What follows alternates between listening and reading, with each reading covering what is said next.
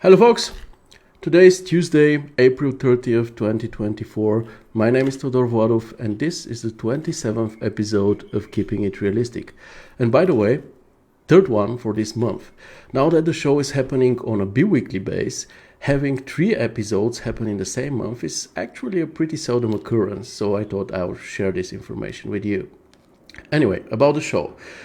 This show is in collaboration with Chaos, and what we do in it is we review up to 7 of the more interesting, more noteworthy projects shared in the Chaos Campus Facebook group within the last 14 days, talking about their strengths, but also pointing out their weaknesses and suggesting eventual ways to improve them. We also like to discuss general topics around the group and the visualization field as a whole. This is why usually in the beginning of the show we talk about news, events, announcements, but also tutorials, ways of learning, and so on. And we do all of this as a live session so that you can actively participate in the discussion, interact with me, interact with each other. So don't hesitate to say hi, ask questions, voice your opinion, or simply be active in the comments. With this out of the way, welcome everyone. I hope you had a good time since our last show. I hope everything is going the way you want it to. Doesn't matter if it's on a commercial site or on a private one. And please remember, even though the focus of this show is reviewing renderings, we still hang out together.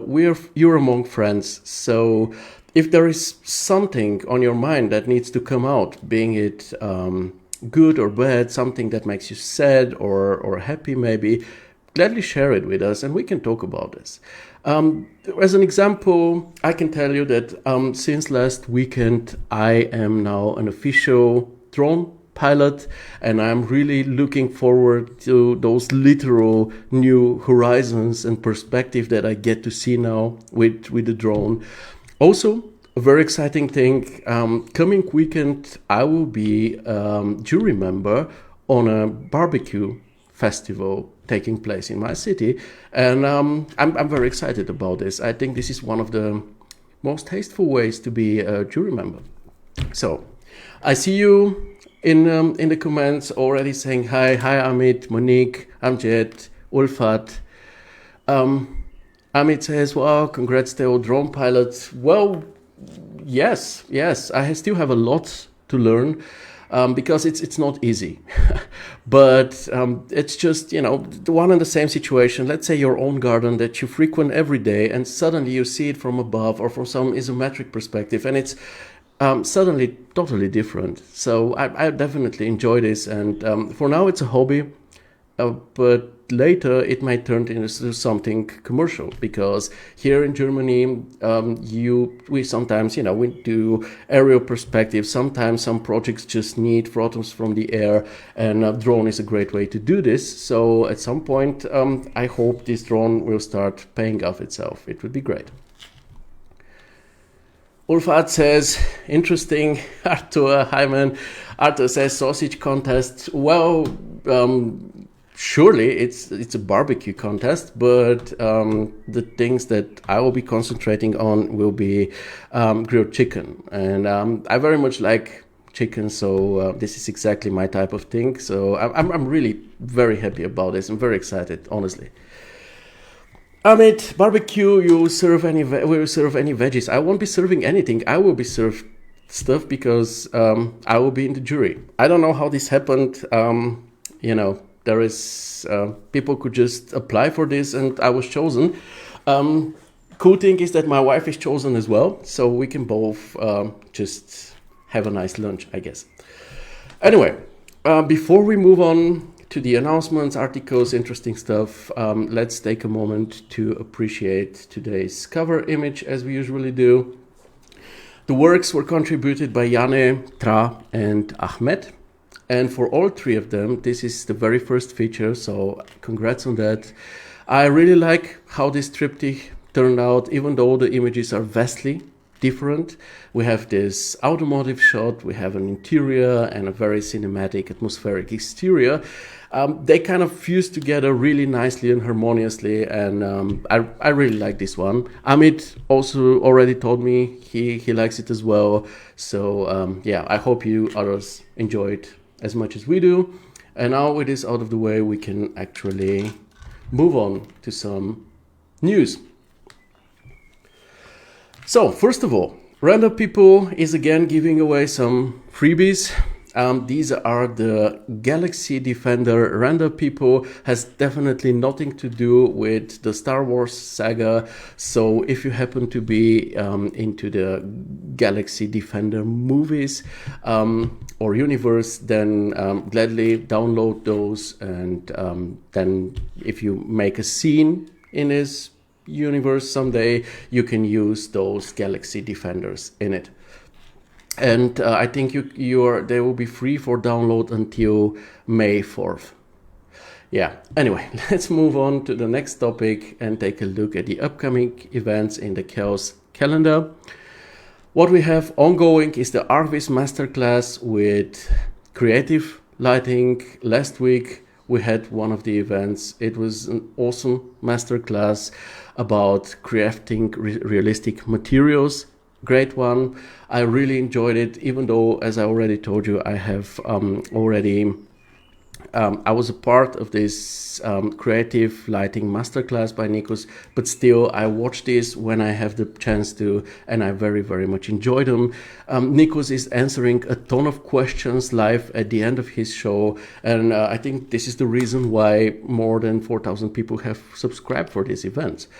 Next one will be on May 23rd, and the topic will be mastering the color palette with minimalistic Japandi, Scandi interiors ruling over, the render field in the last years. I think that we lost a lot of color. So mastering the color palette and this topic in general will be definitely an interesting one, so that we can get back to using more color in our works. Don't miss it. May 23rd, it's an online event. Other than that, on May 9th, the Chaos Unboxed events are going further. First, we have the Chaos Unboxed event in London. Before that, on the same location, the White Rabbit, we have the Arvis workshop with creative lighting with Nikos. And then on the same date, May 9th, we'll have the Chaos Unboxed event in Madrid. So I know a lot of you are on different continents. It's too far away from you to be there. But, using this event calendar, maybe try to think in perspective. I Googled some informations. Let's say, when is the best time? When you live in India, when is the best time to visit Europe? And I found out that October, the plane tickets are quite cheap, and hotels also, because it's out of season here in Europe. And as far as I know, for example, the next Berlin, I don't know if it's a Chaos Unboxed event or just a Chaos event in Berlin, it will take place in October or something. So maybe try thinking in perspective, so that you don't spend too much money, but still get to visit those awesome events, because the events themselves cost nothing, and there is so much greatness to get from them. I see Will joined us. Hi man, glad to have you on the show. And we can continue with something else Chaos Unboxed related. It's the Accelerating Creativity panel talk. If you're subscribed to the Chaos newsletters, then you should have received an email containing this one. And if not, I'll just paste the link in the comments right now. It's a very interesting talk. It's creatives in and outside of Chaos discussing modern technology, so obviously AI, but also real-time rendering. What I really like here, first of all, I'm happy that I can call some of the people in this round here my friends, Louis, Niklas, but also, what we have here are people who represent some big successful companies, but at the same time they're not some, just some sweet talking PR person that just wants to use media buzzwords. It's the actual people who use the techniques and the technologies they talk about. So each one of those people sitting there, when they talk about AI, they have actually used it. They have tried it out. So it's, of course, it has a different level of legitimateness when it's not only, some public relations people. Nothing against them. My wife is in public relations. It's just that these are the actual users of the techniques that they talk about, and I think this just hits differently. Next, we have something very interesting. We have this short article. It's a really, really short one. That's the whole of it, about the state of AI in architecture. It's a survey which was commissioned by Chaos and made through Architizer, where 1,227 architectural designers were asked about AI.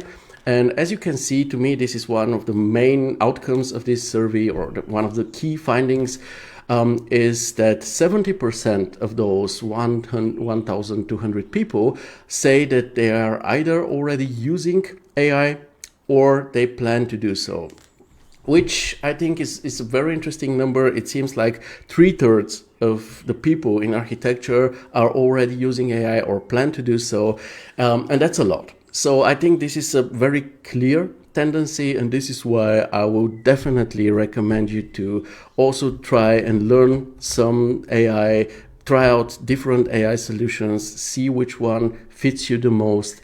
And some of them are paid, others are for free.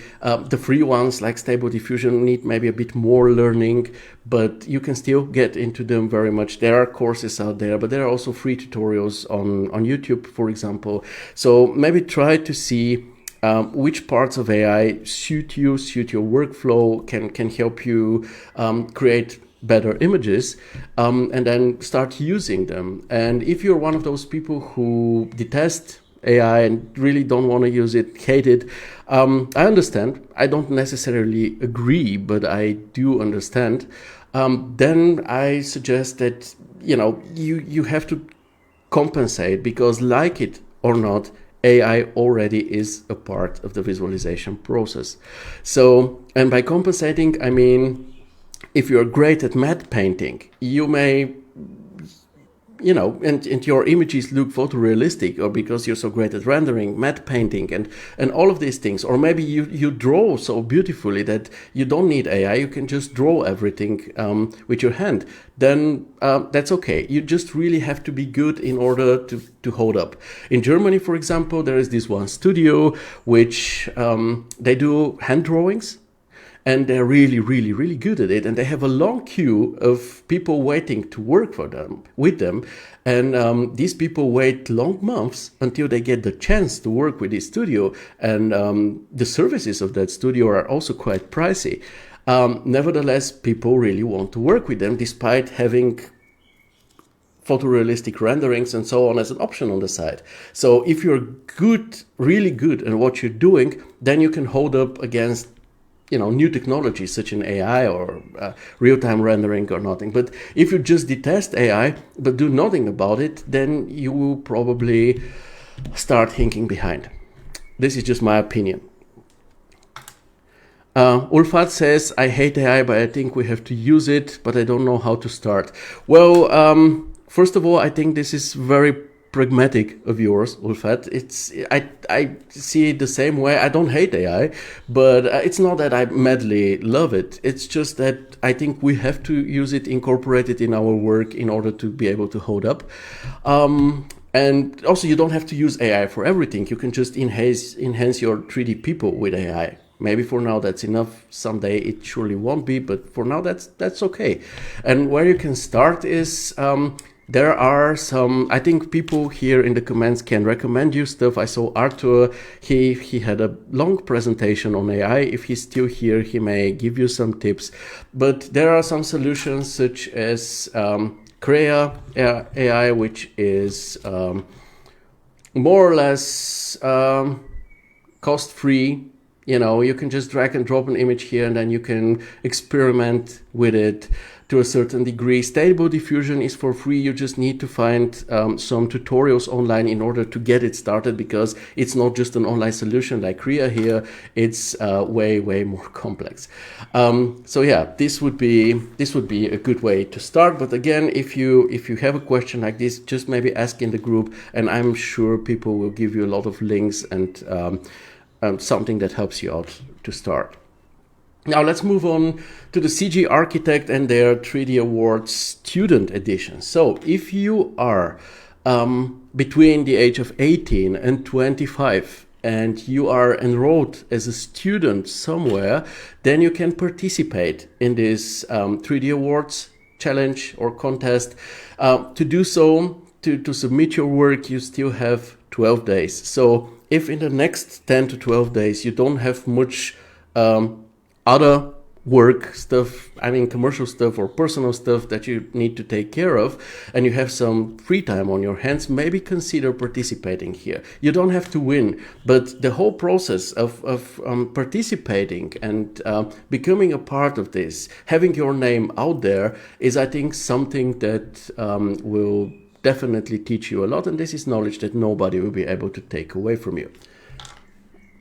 Mike says, hi Theo, CG Awards, check out the judges. Oh yeah, I think our Mike here is one of the judges. There was a video about it, I think also under Alenka, Aga from Arvis Artist, and Ricardo Eloy himself. This is the jury, right? So yeah, we have a cool jury, and yeah, try participating.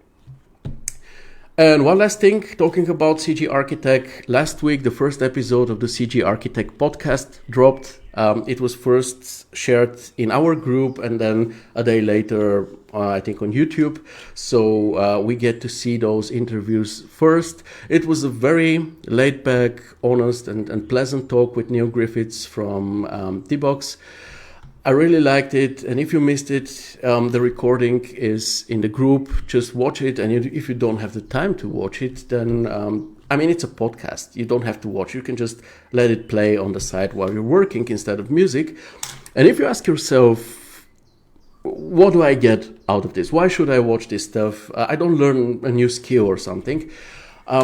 Let me tell you why I watch something like the CG Architect podcast or the the Chaos Campus live show with Nikos and his guests. Because when you watch those, you hear how those people have reached the point where they currently are. And when you watch more of those, you start seeing some similarities about their attitude, about the way they think, about the way they see things. And one thing, for example, is that most of them, almost all of them, are actually driven by passion. They really have this passion for, let's say, visualizing, for creating visual stories, and this was the thing that was driving them the whole time to come where they currently are. And additionally, what I also see is that a lot of them have risked it at some point. At some point, they decided to leave their comfort zone and risk it and try out something. And it didn't work out the first time, always, but it was this stepping out of the comfort zone, of the beaten path, which gave them or led them to success. And I gotta admit that attitude is something very, very important. You can be the greatest artist, the greatest modeler, texturer, renderer out there. If nobody knows you, if you're just in your small room and that's everything the world gets to see out of you, maybe your Behance page, then if you're not a true prodigy, like a pure genius, you'll just remain in this position forever. So you have to step out there at some point. And so yeah, attitude is important. And speaking about myself, at some point, for the longest time of my career, I was actually a lurker. I was in my office doing my work, finishing it, and then going away. And at some point, I decided to actually change something. So I started investing in courses like the 5-step render workflow by Ciro Sannino, here Mike's Viz Academy course. And I started being more active. I started providing feedbacks in this 5-step render workflow. Facebook group, then the VW Art Club, later the Chaos Campus, and now, years after that, you see me here now today talking to you in my own show sponsored by Chaos. So, but if I haven't made these first steps, if I haven't changed my attitude, I wouldn't have been where I am now. And I think watching those shows gives you the motivation that you need to rethink maybe your position, your attitude, and maybe gather the courage to leave your comfort zone and show yourself out there so that others see how awesome you are. That's just it. I think that's enough of news. Let's just move on to some tutorials or some learning. First, the beginner-friendly modeling webinar, which took place almost 2 weeks ago with Mike, who's in the comments right now. It's the second episode of the Viz Academy show, the way I call it. I don't know is there like an official name? Mike says, exactly, mediocre people are often more popular than the most cute people in the world. Put your work out there, help people, and have some fun. Totally agree, Mike. Yeah. So we're talking about you right now. And in this webinar, the audience were given the chance to actually select the scene that Mike will be recreating later. Obviously, the right one here is the easiest one. And this is what was the cool thing here, that most people actually chose the left or the center image. In the end, the left one won out. That's pretty fine, and Mike started recreating it, and as you see, it took longer than 3 hours, but it's a live session, not just a video of him doing it. If it was a video, it would have been way shorter, but of course, in a live session, he also talks with the audience and so on, but it was an awesome one, and if you want to learn something, you gotta be prepared to invest some time to do so. So I don't see it as something negative. If it takes 3 hours, then it's 3 hours. But in the 3 hours, you have seen so much. You have been shown so much. So I think it's just a great thing after all. Next, we have a small tutorial by Konstantinos from Mesh Mastery. It's about a Corona object replacer, a very underrated tool, which is actually great. I think Mike also showed it in the very first episode of the Viz Academy show. Great tool. If you haven't used it so far, try it out. It really saves time and it's really, really awesome. Thanks to Konstantinos for sharing this one. Next, we have lesson 5 of the TypeFlow for Arvis tutorial series by Abdi. You may also know him as AS Art, 3D and motion graphics.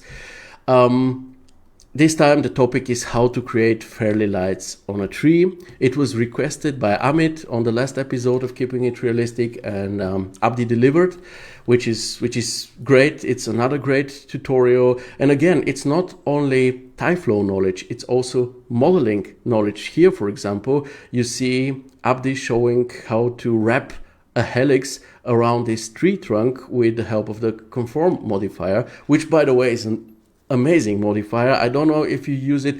I haven't been using it for a long time, but once I discovered it, I use it the whole time now.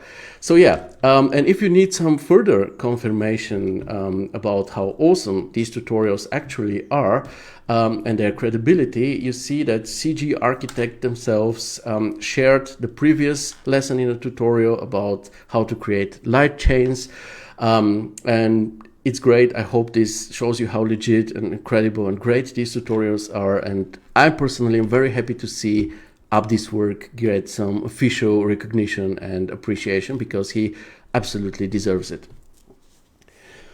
I see Ahmed says, Theo, can you please pronounce Mike's full name if possible? Thank you, and sorry for a stupid request. Never been able to pronounce his full name. Thank you, Mike. Mike is coming to help me. He says, I can do that for your next webinar because I don't want to do it now. I will suck at it and you'll laugh at me, and I don't want this. Okay, I think that's enough of news, learnings, and tutorials. Thanks for everyone contributing with such tutorials, shows, and whatnot. This makes the group more awesome and like a really, really great society. Now, let's take a look at the first work for today. And it will be Yane's work. Yane giving us a small lesson in photography. Let's see what he has to say about his own work. Hi campus, this is my first post here. I want to show you a project I did for fun, a little bit different, showcasing a car. I have used Corona as a render for this project and 3ds Max. I usually use V-Ray, but I had a lot of fun on this one. The model of the car is from wire wheels models, but I modified it slightly, pulling the rear up using the FFD box modifier, sorry Porsche fans, and created and applied all shaders from scratch. I played a lot with the paint, which in Corona, because I couldn't use a specific flakes material, I created by using a normal bump map of flakes and applying it under the coat, I assume in a physical material. This gave nice results for the far and close-up shots, I think. I also added a lot of decals of dirt to the environment and the car itself, but tried not to overdo it and make it look bad and broken. Assets around are mainly from the Cosmos library, which is included in Corona and V-Ray. Finally, I wanted to make a lot of nice shots and compositions showing the car from different angles, obstructing the view, having it tilted, etc. If you have any questions or feedback, I would be grateful. Now, you know me, you should know me by now.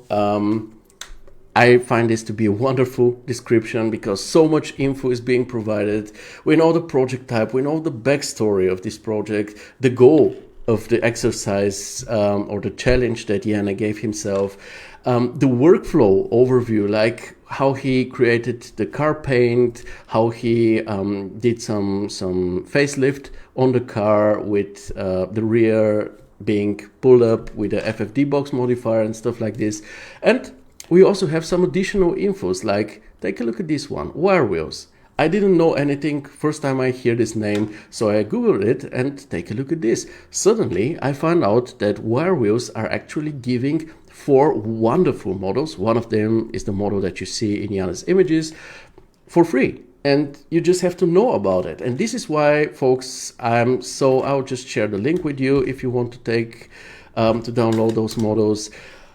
This is why I'm always so adamant about the project descriptions, because if everybody would describe their work the way Yane did, with some additional informations, people reading this will be able to gather a lot out of this, will be thinking like, hey, I have car sets, they look pretty sameish, like they don't look unique at all, but hey, I can use an FFD box modifier on them and I can just change their looks, and that would be awesome. So things like this, approaches, workflows, these are something that can be easily extracted by a nice description, and this is something everyone profits from.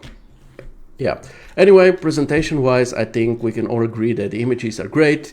We have various angles, we have visual consistency.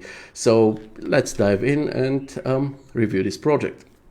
Now, before we begin, Mike says +1s to useful links. Yeah, I really like the cars. The cars are awesome. Just take a look at this Porsche. Now, before we begin reviewing, let me tell you something. So I know Yane personally. I do. I met him the first time on the Chaos Unboxed event in Berlin a month ago. Also, Yane is a Chaos employee. Now, does this mean I will only be praising his work? Yes, but it's not because I know him personally or because he's a Chaos employee. It's because his work is awesome. And people who watch this show on a regular basis know this, but for the ones that watch for the first time, you have to be assured that what we talk about here is we only concentrate on your work. This is the only thing that matters. Where you come from, your ethnicity, religion, sexuality, race, gender, whatever, this doesn't matter at all. You can be a Chaos CEO, you can work for Mir, or you can have just opened 3D Studio Max for the first time yesterday. Some of you I know personally, others we are, let's say, friends on social media, we sometimes even talk. The third group I have never ever seen or something. We're not even friends or on Facebook or something. This doesn't matter. I may not agree with your political views or with your music taste. When it comes to reviewing your projects, it's only the project that matters, and it's only the only thing that we concentrate on. In this case, I will praise Yane's work because I really like his work. If his work sucked, or if there were things that were just tons of things to improve, I would say it exactly as I would do it with everybody else, just for you to know. Now, let's take a look first at the general impression. To me, if we quickly go through those images, I think we can all agree that it very much looks like a pro photo shoot for, I don't know, some type of a car magazine, retro, sports car, illustrated, whatever. I think this is really, really nicely done. Now, I'll go back to the first shot and then we can start talking about the design of this scene. So, first, on the one side, the design of the whole situation here appears authentic. It looks like some random parking lot somewhere. At the same time, however, the design is made like this, that it's still more or less a backdrop and the car still remains the main eye catcher. And when it comes to an automotive photo shoot, this is the way it should be. The modeling, when it comes to the modeling is definitely on point. Now, the car was obviously provided. You saw it here. We can click on it so that you can see it. So yeah, he facelifted the rear, but that's it. We won't talk about the car. However, again, I think that pushing up the rear was a good idea because it just makes this asset be more unique. When it comes to the surroundings, we have a good and sufficient amount of details. It's not overdone, but it's still a lot. We have some nice fitting assets, the garbage bin here, the street sign. And what I really love are those very, very small details, like this scattered line of grass growing from the concrete growths. This just adds an additional layer of authenticity to the scene. Material-wise, I think the materials are one of the main qualities of this work. You did an outstanding job on the surroundings and on the car itself. You said that you have textured it from scratch and created all materials from scratch, and they're really looking very good. The car paint shader looks great from afar, but also when we zoom in here, I don't think there was this shot of the emblem, you can see it definitely works. When it comes to the dirt around the fenders here or the front bumper, there was another shot here. It looks very authentic, very realistic, and just good. The imperfections in the scene are awesome, not only on the car. If we zoom in, I hope you can see this. There are small scratches on the rims, look amazing, not overdone. And if we go back to the very first scene, or here, for example, you see dirt and weathering on the surroundings, and this is also very much on point in my opinion. Again, gladly in the comments, share what you think about this job. Regarding the decals, they also add another layer of realism and authenticity. There are the manhole covers, the road markings on the surroundings. And when it comes to the car itself, just look at those stickers. Look at them. They provide so much credibility and realism to this scene. It's a small detail, but it matters a lot. Lighting is definitely another one of the major qualities of this work, because it is set up to look natural on the one side, but at the same time, it lets the car be the main actor in this scenery. Nikus would call this design gobo, so not the natural gobo, which is caused by plants and so on. It's the design gobo, which is caused by man-made structures, so to speak. And I think one of the reasons it is so realistic are also imperfections, like this antenna here. This is something a photographer that would be taking those shots will try to probably remove in the post-production. But when it comes to rendering, we actually very much like and search for those imperfections because they make our scenes look more realistic. And of course, when it comes to the lighting, we have tons of beautiful tonal contrasts here in almost every shot, and this is just a pleasure for the eye. And one last topic, while we're still talking about the good stuff, I personally very much like the tone mapping here. It fits the vehicle, it fits the setting, it has this slightly greenish tint to it, but it very nicely suits the whole atmosphere here. Now let's talk about the not so good parts, and there isn't really much of it. The Saab here on the side, I don't think it's on par with the Porsche here. You have the two cars next to each other, and this one has so much detail. And then you have the Saab. I know it's a blocky car on its own. I think it's the 93 or something, I don't know. But it just lacks detail. It lacks the textures look flat. So I think I understand that you don't have some modern sports car here on the side, because this would have been over the top. This would have probably taken away some of the emphasis on this Porsche here. But I think having some casual car, some Fiat or whatever, would have been maybe the better choice, because this model here is a bit rough, in my opinion. Nevertheless, this is the only major negative point that I have. And now we can start talking about the shots, and review them one by one. Starting with the first one, which to me is a great first shot, because it's introducing the viewer to the scene and to the whole situation. Also we have this wonderful tonal contrast. Just take a look at the silhouette of the car in front of the darker background. It's just amazing. Mike says, damn, I love those orange lights. This exact shot has such a small skew of camera that it puts me in an ease. Still an amazing work. Please tell me which shot it is. If we say that this is the first one, please count which one we're talking about, and tell me, because I don't know which one you mean. Let's move on to the second shot. Beautiful central perspective. I have a wasp that just flew in from the open window. So if I start uncontrollably waving my hands around, it's the wasp. Not getting crazy. Just warning you. So yeah, we have this beautiful central perspective. It's a very strong image, in my opinion. The only thing which is bothering me here is the saturation of the red sock of this woman here. But given that you're a Chaos employee and this red is more or less the corporate identity color of Chaos, maybe it was just a small nod to your employer, and in this case it's actually pretty cool. Let's call it just the Chaos sock and move on. Mike says the first shot puts him in an ease. It's like 2 or 3 degrees rotated. Wasp, right? That is exactly what a crazy person would have said. Yeah, what should I say?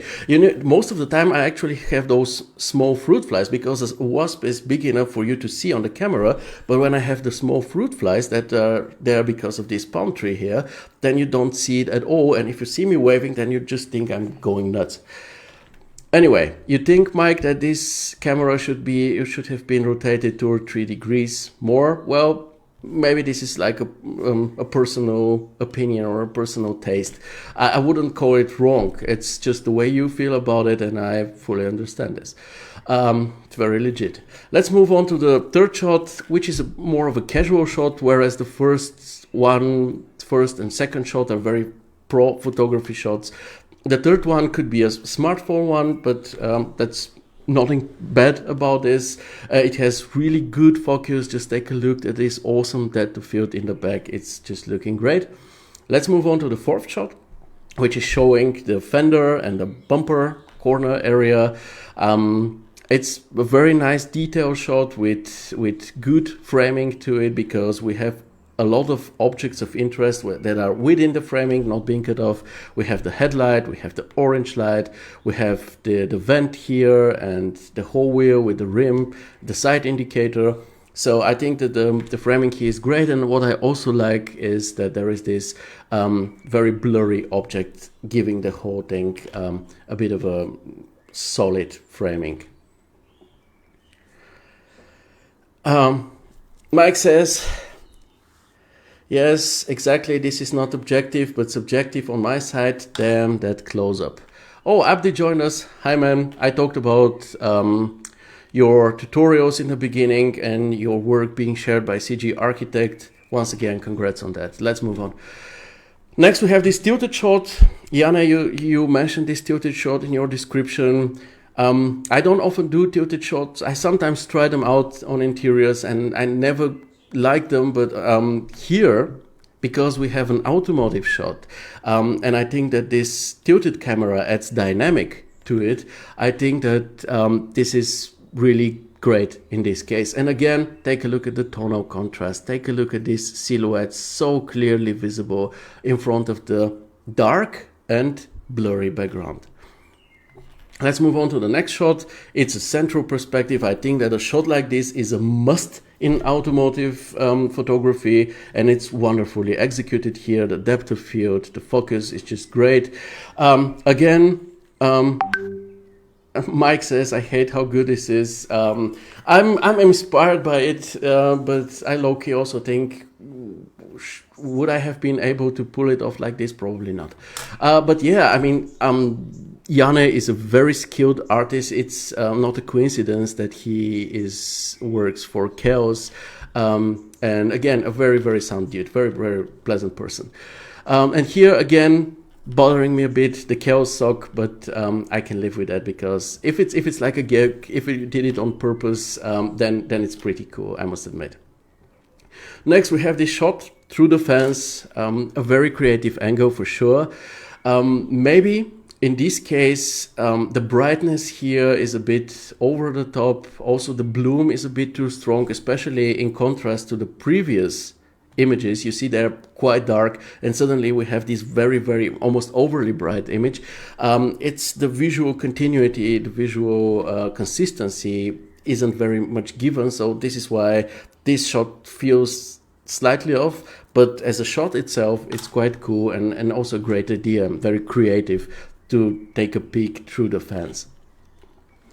Next, we have this emblem shot, which is a great proof that your car paint material looks great up close. In this case, I find that we have a lot of empty, uniform, monotonous area on the side. So maybe a few scratches, similar to what you did on the rims, would be good here. Not overdone, just a few scratches. Things like this happen. Next, we have this shot, which is a very realistic one. It's another close-up on this corner of the car. I don't know how it's called. I'm not really a car person, but the framing here feels a bit off to me for some reason, because I have the feeling that you have cut off or blurred out all the objects that could have been important for this scene. For example, like the orange light here is blurry, the vent is blurry, the headlight is being cut off, so more or less the only object that you see as a whole object is this screw. But I think dedicating a whole shot to a screw is a bit over the top, and if so, then maybe zoom in on it more. So my suggestion, just extend the cropping at the top here a bit until the whole headlight fits in. I think it would be better, but this is something that one needs to test out. Maybe you just need to rotate the camera. This could also be a solution. And then we land at the last and my personal favorite shot. I love this one. I love not only the framing of it, but also the contrasts that we have here. The contrast between the bright and dark, but also this contrast between the different materials and forms. Like we have this solid brutalist concrete, which is also old and weathered. And then we have this sleek, soft, polished, shiny car. And this is just an amazing contrast. I absolutely love it. So yeah, my favorite shot. Framing is perfect to me. This is why it made it to today's cover image for the show. And in conclusion, dear Yane, it's just an awesome work in my opinion.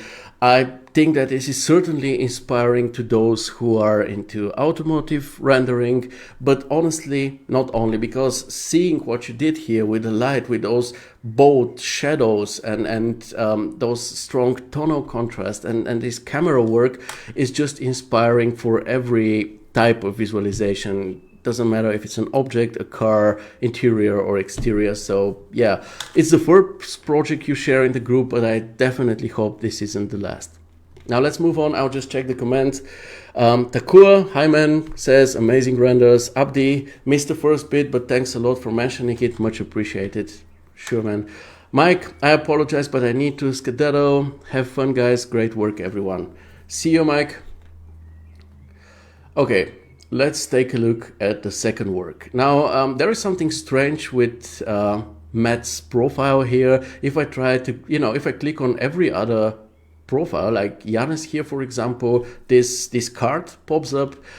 With Matt, I tried to, feature him or something. I try to click here. This doesn't work. I don't know what's happening here. I still hope he watches the show at some point, the recording maybe. I dropped him some messages, but I don't think he ever saw them. Nevertheless, I think we could take a look at his work because it's an interesting one. Also, he's new to the group. He's sharing his first post, so I hope he comes back and sees this review at some point. So he says, "Hi, just wanted to say hello and introduce myself to all the creatives out there. Archviz, yes, I know it's a bit boring image, needs color and curves, constructive criticism, welcome." Now, description-wise, it's a very kind first post. In future, just so you know, gladly share more info about the type of work. Is it a commercial project, a personal exercise, maybe a recreation of a real-life project? Share this in the comments. If it's a recreation, drop the link to the original reference, please. Share the software used. I mean, you shared a screenshot here and it's visible you're a Max user, and because I see the Corona bar, also a Corona user, but please write it down. And tell us more about your goals. What were you trying to achieve while working on this project? And most of all, don't bring yourself and your work down. What does, yes, I know it's a bit boring, image needs color and curves actually mean? I mean, if you think it needs color and curves, then add color and curves and then post the image. And if you think it's boring, then make something to make it interesting, or ask people, do you think it's boring? Can I add something to make it interesting? But if you upfront tell people that it's a boring image, it's like telling them not to like it, which isn't a very smart move on your side, and it's also not very respectful towards your own work. Now let's take a look at the image here, and general impression is for really clean and decent work, which definitely could use some improvement here and there, but it's good. And also, I actually don't agree with the statement that it needs color and curves. So let's take a closer look. First, the good parts. The design definitely makes sense. It's just a nice modern kitchen with a kitchen island, the dining area or breakfast area, or whatever, in a high-rise building somewhere in Paris. So, okay, the setting works. The modeling is really decent. I can't tell if you model the kitchen yourself or if it's one of those ready-made assets. If it is a ready-made asset, then you integrated it nicely. As for the other assets here, I think they are visually very fitting, and they make for a lived-in feeling, at least a catalog type of lived-in feeling. We'll talk about this later on. I also liked the positioning of some of sets. You didn't just make anything too tidy or too neatly organized because it looks fake, it looks artificial.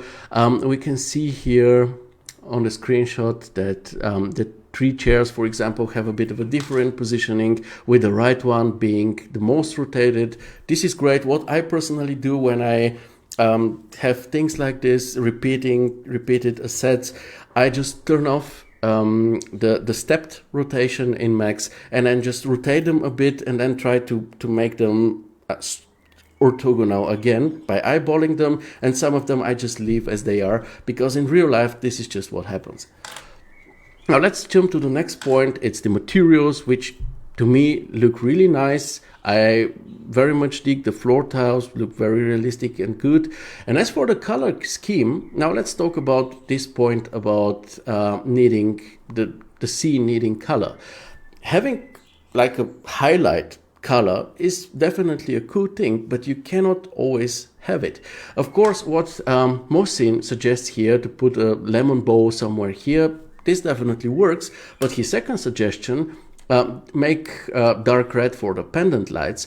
You cannot always pull off something like this. If your client has a monochromatic color palette like this gray kitchen, you cannot just start coloring it to your liking. You have to deal with what you have. And generally, there is nothing wrong with a monochromatic palette. You just have to know how to deal with it. And you did it right. On the last show, we talked about Sachit's work, and he had this very monochromatic, very white interior. And the problem there was that he had this very uniform lighting, and then it didn't work out. In your case, however, you have relatively strong light coming from the outside, so you have a lot of plasticity through shadows, through the lighting, through tonal contrast, and it works, and there is absolutely no issue with a monochromatic palette. So yeah, I don't agree that it definitely needs a color. You cannot do this every time. Obviously, you can do it with mobile smaller sets such as fruit bowls and I don't know, a carpet or something like this, because they're not something that you sell an apartment with. But let's say these major parts of the kitchen, they are as your client wants them to be, and you cannot just start painting over them. And when we talk about light, the lighting is actually pretty nice here, because we have some really, really beautiful shadow play down here on the floor. Also, again, I just mentioned them, the beautiful tonal contrasts. Just take a look at this dark corner of the kitchen island and this nicely highlighted edges of the bar stool in front of it. It's very similar to what we just saw on Yane's work, and it looks amazing. Now let's take a look at what's not so good with this work. First, I'm missing some assets on the kitchen counter. Stuff like utensil holders, cutting boards, a blender, a toaster, potted herbs, an oil and vinegar bottles, spice grinders. There is so much, and most of it you can actually find in the Cosmos gallery. So you don't even have to buy any additional assets. You just search for kitchen, and there you have all the assets that you can use at your disposal. Some of them are more colorful, other ones are more basic or more I don't know the word for this, more subtle in their coloring. So yeah, you have a lot of variety to choose from, and yeah, just add them. Next, we have the balcony area, which is definitely unfinished. This balcony needs a railing, maybe some furniture, some outdoor plants. Again, use the Cosmos library. If you want outdoor plants, just take some of the indoor plants, because you need potted plants, and then put them on the outside. And when it comes to outdoor furniture, then just go to the outdoor furniture and take a look at what's in your disposal. Obviously, there are some really large sets here. This is real patio furniture that you cannot use on a small balcony like this. But if you scroll down here, you can maybe just take this single chair and this small table, put them next to each other, and have like a small balcony setting. I'll show you an example about this. Take a look at this one. I'll scroll up a bit. So you see, this apartment. Where can you see this? Yeah, this apartment, I had to do the architectural concept for it. It's living in an industrial building, which is now being repurposed, and there was a very small loggia where I obviously wouldn't have been able to put large rattan sets of patio furniture. So you saw what I did here. I just put this small table and the two chairs with something on the table. On the outside, some potted plants, and suddenly it became lively. It gave the feeling of a lived-in situation, made everything more relatable. And that's not everything. Those plants on the outside threw some really, really nice shadows on the inside, making the interior more realistic in turn. So if we go back to your work and talk about shadows and lighting, you see how we have those shadows that I praised here coming from the bar stools, but to the left we have overexposure and nothing happening. So the beautiful shadows are in the center and to the right, and here it's just the overexposure. So what you can do here is you can add a curtain here, and the curtain will help you with a few things. I tried it with generative fill, and it kind of worked not exactly as I wanted it to. I have the feeling that generative fill is getting worse by the day. I don't know. In the beginning, I was able to get the results I wanted way quicker, and now I spend more time and I don't quite get what I want. But maybe this is just my personal observation or personal opinion. Nevertheless, talking about the curtain. First of all, if you add a curtain here, this will help you with your overexposure because you won't have so much light coming from the outside, but you still keep those shadows here. Then you will have the curtain here will take some of the verticality that you already have on the side and place it to the left where you have none of this verticality. And it will also balance out the composition, because if you take a look at the original shot, to the right we have this closed dark wall, and to the left we have this bright spot, which makes for an unbalanced image in terms of lighting composition. Whereas here we have something which is giving us a border, so we now have border to the right and a border to the left, and now the composition is way more balanced. And while we're talking about composition, I find that your camera is placed too low. For example, I want to know what this thing is here. Is it a standalone oven with a cooktop, or is it some kind of a grill or some other appliance? I don't know. I cannot see it.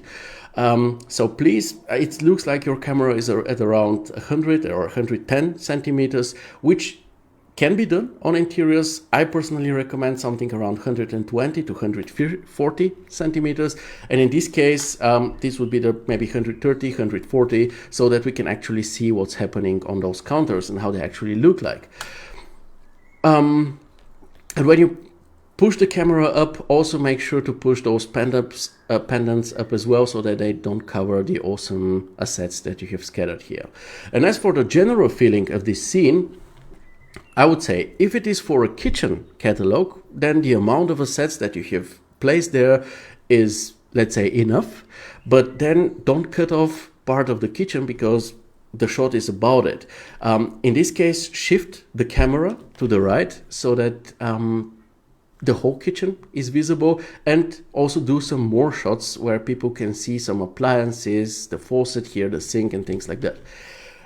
If, however, this is supposed to be an interior design visualization as a part of a whole apartment, then I don't think it feels lively enough. So you definitely will need more stuff on the counters, and also some visual elements that hint that there are other rooms and other usages in this open space.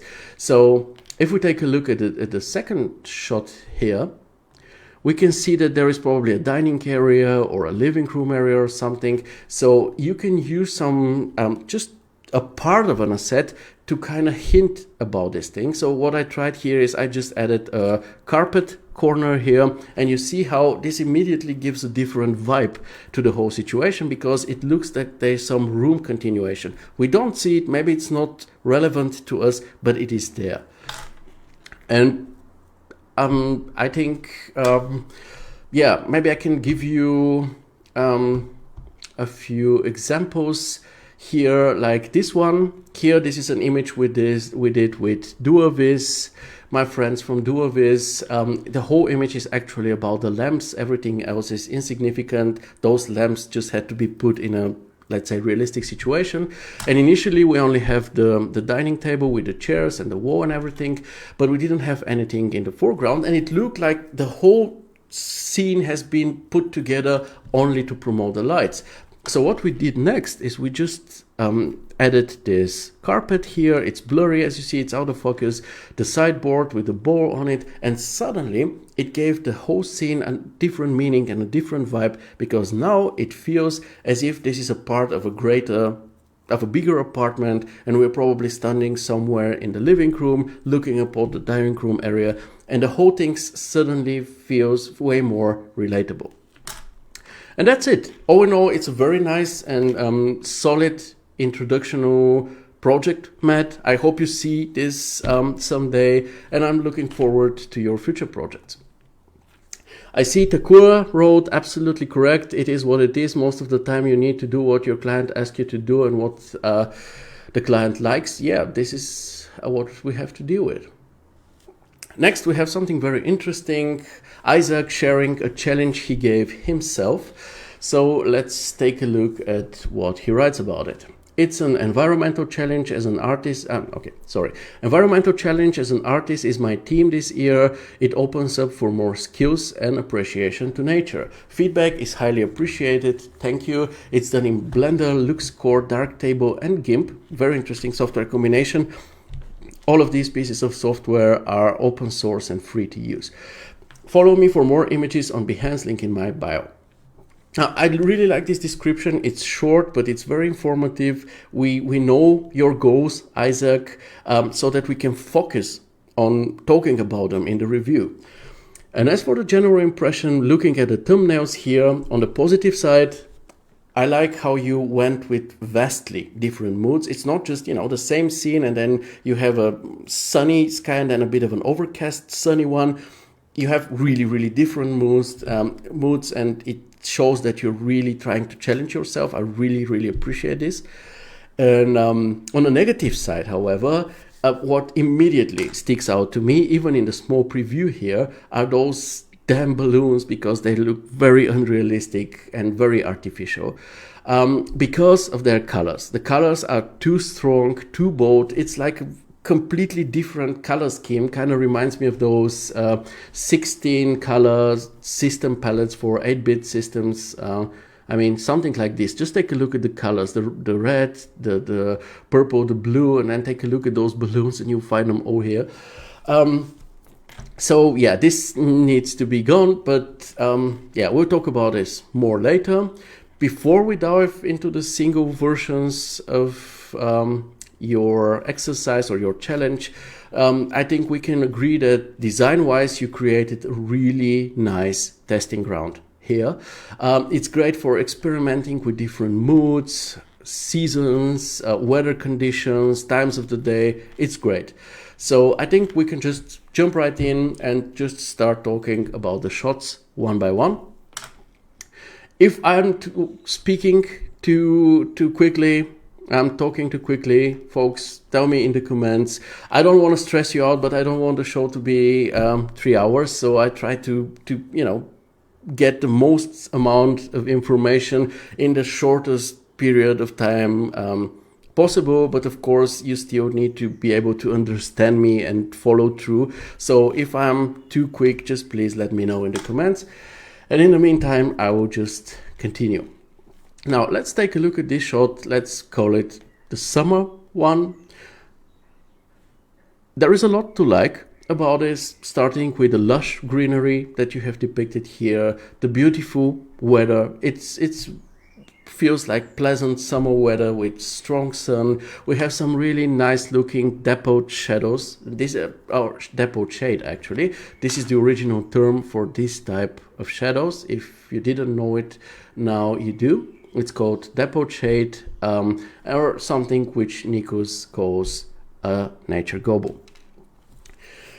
I like the few fallen leaves here and there. Again, I always tell this, no matter how clean the city or, the house or whatever is, the driveway, no matter how clean the people there are, if you have so many trees around, you always have some small debris, some small mini twigs or fallen dry leaves and things like this. So it's great that you depicted them and added them to your scene. Maybe they're a bit too yellow for a summer scene. Usually they aren't as yellow, because if they're as saturated as you have depicted them here, it's usually when they were already yellow on the tree and just fell down. In the summer, if leaves fall down, they usually become beige, grayish, because they dry out pretty quickly. Also, you have very smartly placed the woman here behind the lantern, so that you can hide her 3D face, because this is like the things on 3D people. It's the hair and it's the lifeless face that mostly shows that they are 3D people and not actual people. Of course, as a solution nowadays, you can use AI, Stable Diffusion, for example. It's another open source free tool that you can use. Now, the dude walking with the balloons doesn't look realistic for two reasons. First of all, the balloons are too many and they are too saturated. They are visually too prominent. Again, it looks like the Farb gamma or the Farb spectrum of those balloons isn't the same as the rest of the scene, and this isn't a good thing. And also, what you can do here is to first to reduce the amount of those balloons and then reduce their saturation. Saturation wise, I can gladly show you an example of mine. Here you see a kind of a similar scene. We have a lot of greenery and then we have this complementary red, which makes some nice color contrast. However, you see that the red is desaturated and kind of goes together with the green, but if I have had the red that you have in your scene, it would have looked bad. So yeah, and as for the storytelling part, I think that currently the dude looks more like a balloon seller, whereas if you just leave one balloon, given that there is this girl here in the back waving at him, to me the story here is that these are two lovers, maybe. So this is his girlfriend, and he's approaching her, and if he only had one heart-shaped balloon, yeah, it would be a cheesy, but it would be a good story in my opinion, because now it looks like he's going to sell her a balloon and move on.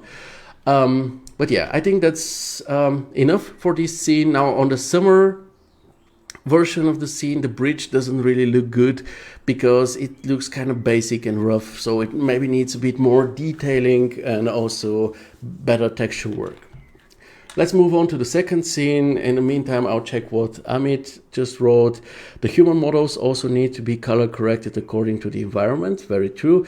The balloons are also out of air. The glass of the lamps are more metallic rather than glass. That's what I observed. Yeah, it's a very reflective glass. You can work on that for sure, Isaac. I very much agree with Ahmed here. And this is exactly great because, you know, I cannot see everything. And this is why it's great when during the show you also give your own opinions and something that you've seen, because it just helps provide the original creator of the work with the most feedback so that they can really profit from it. Now let's talk about the rainy mood here, and I think that here you created some really nice wet rainy mood with very good feeling of depth through the environmental fog that you established here. By the way, you can gladly use such volumetric effects on the other shots as well, even here. Obviously, in this case, it's rainy weather. It makes sense that we have some fog. Here we have this crystal clear blue sky with sun and so on, and so we won't be having fog. However, you can have distance haze. So you can just take what you have here, put it in this scene and just reduce it a lot so that this tree in the distance isn't as prominent as the objects here in the foreground. So yeah, you can always use environmental haze or distance haze in order to create some sense of depth. Also, the yellow umbrella, here you pulled it off correctly. Take a look at this umbrella. It just goes harmoniously together with the rest of the scene. It doesn't look foreign, but it's still an eye catcher and still a highlight. This is not the case with the balloons.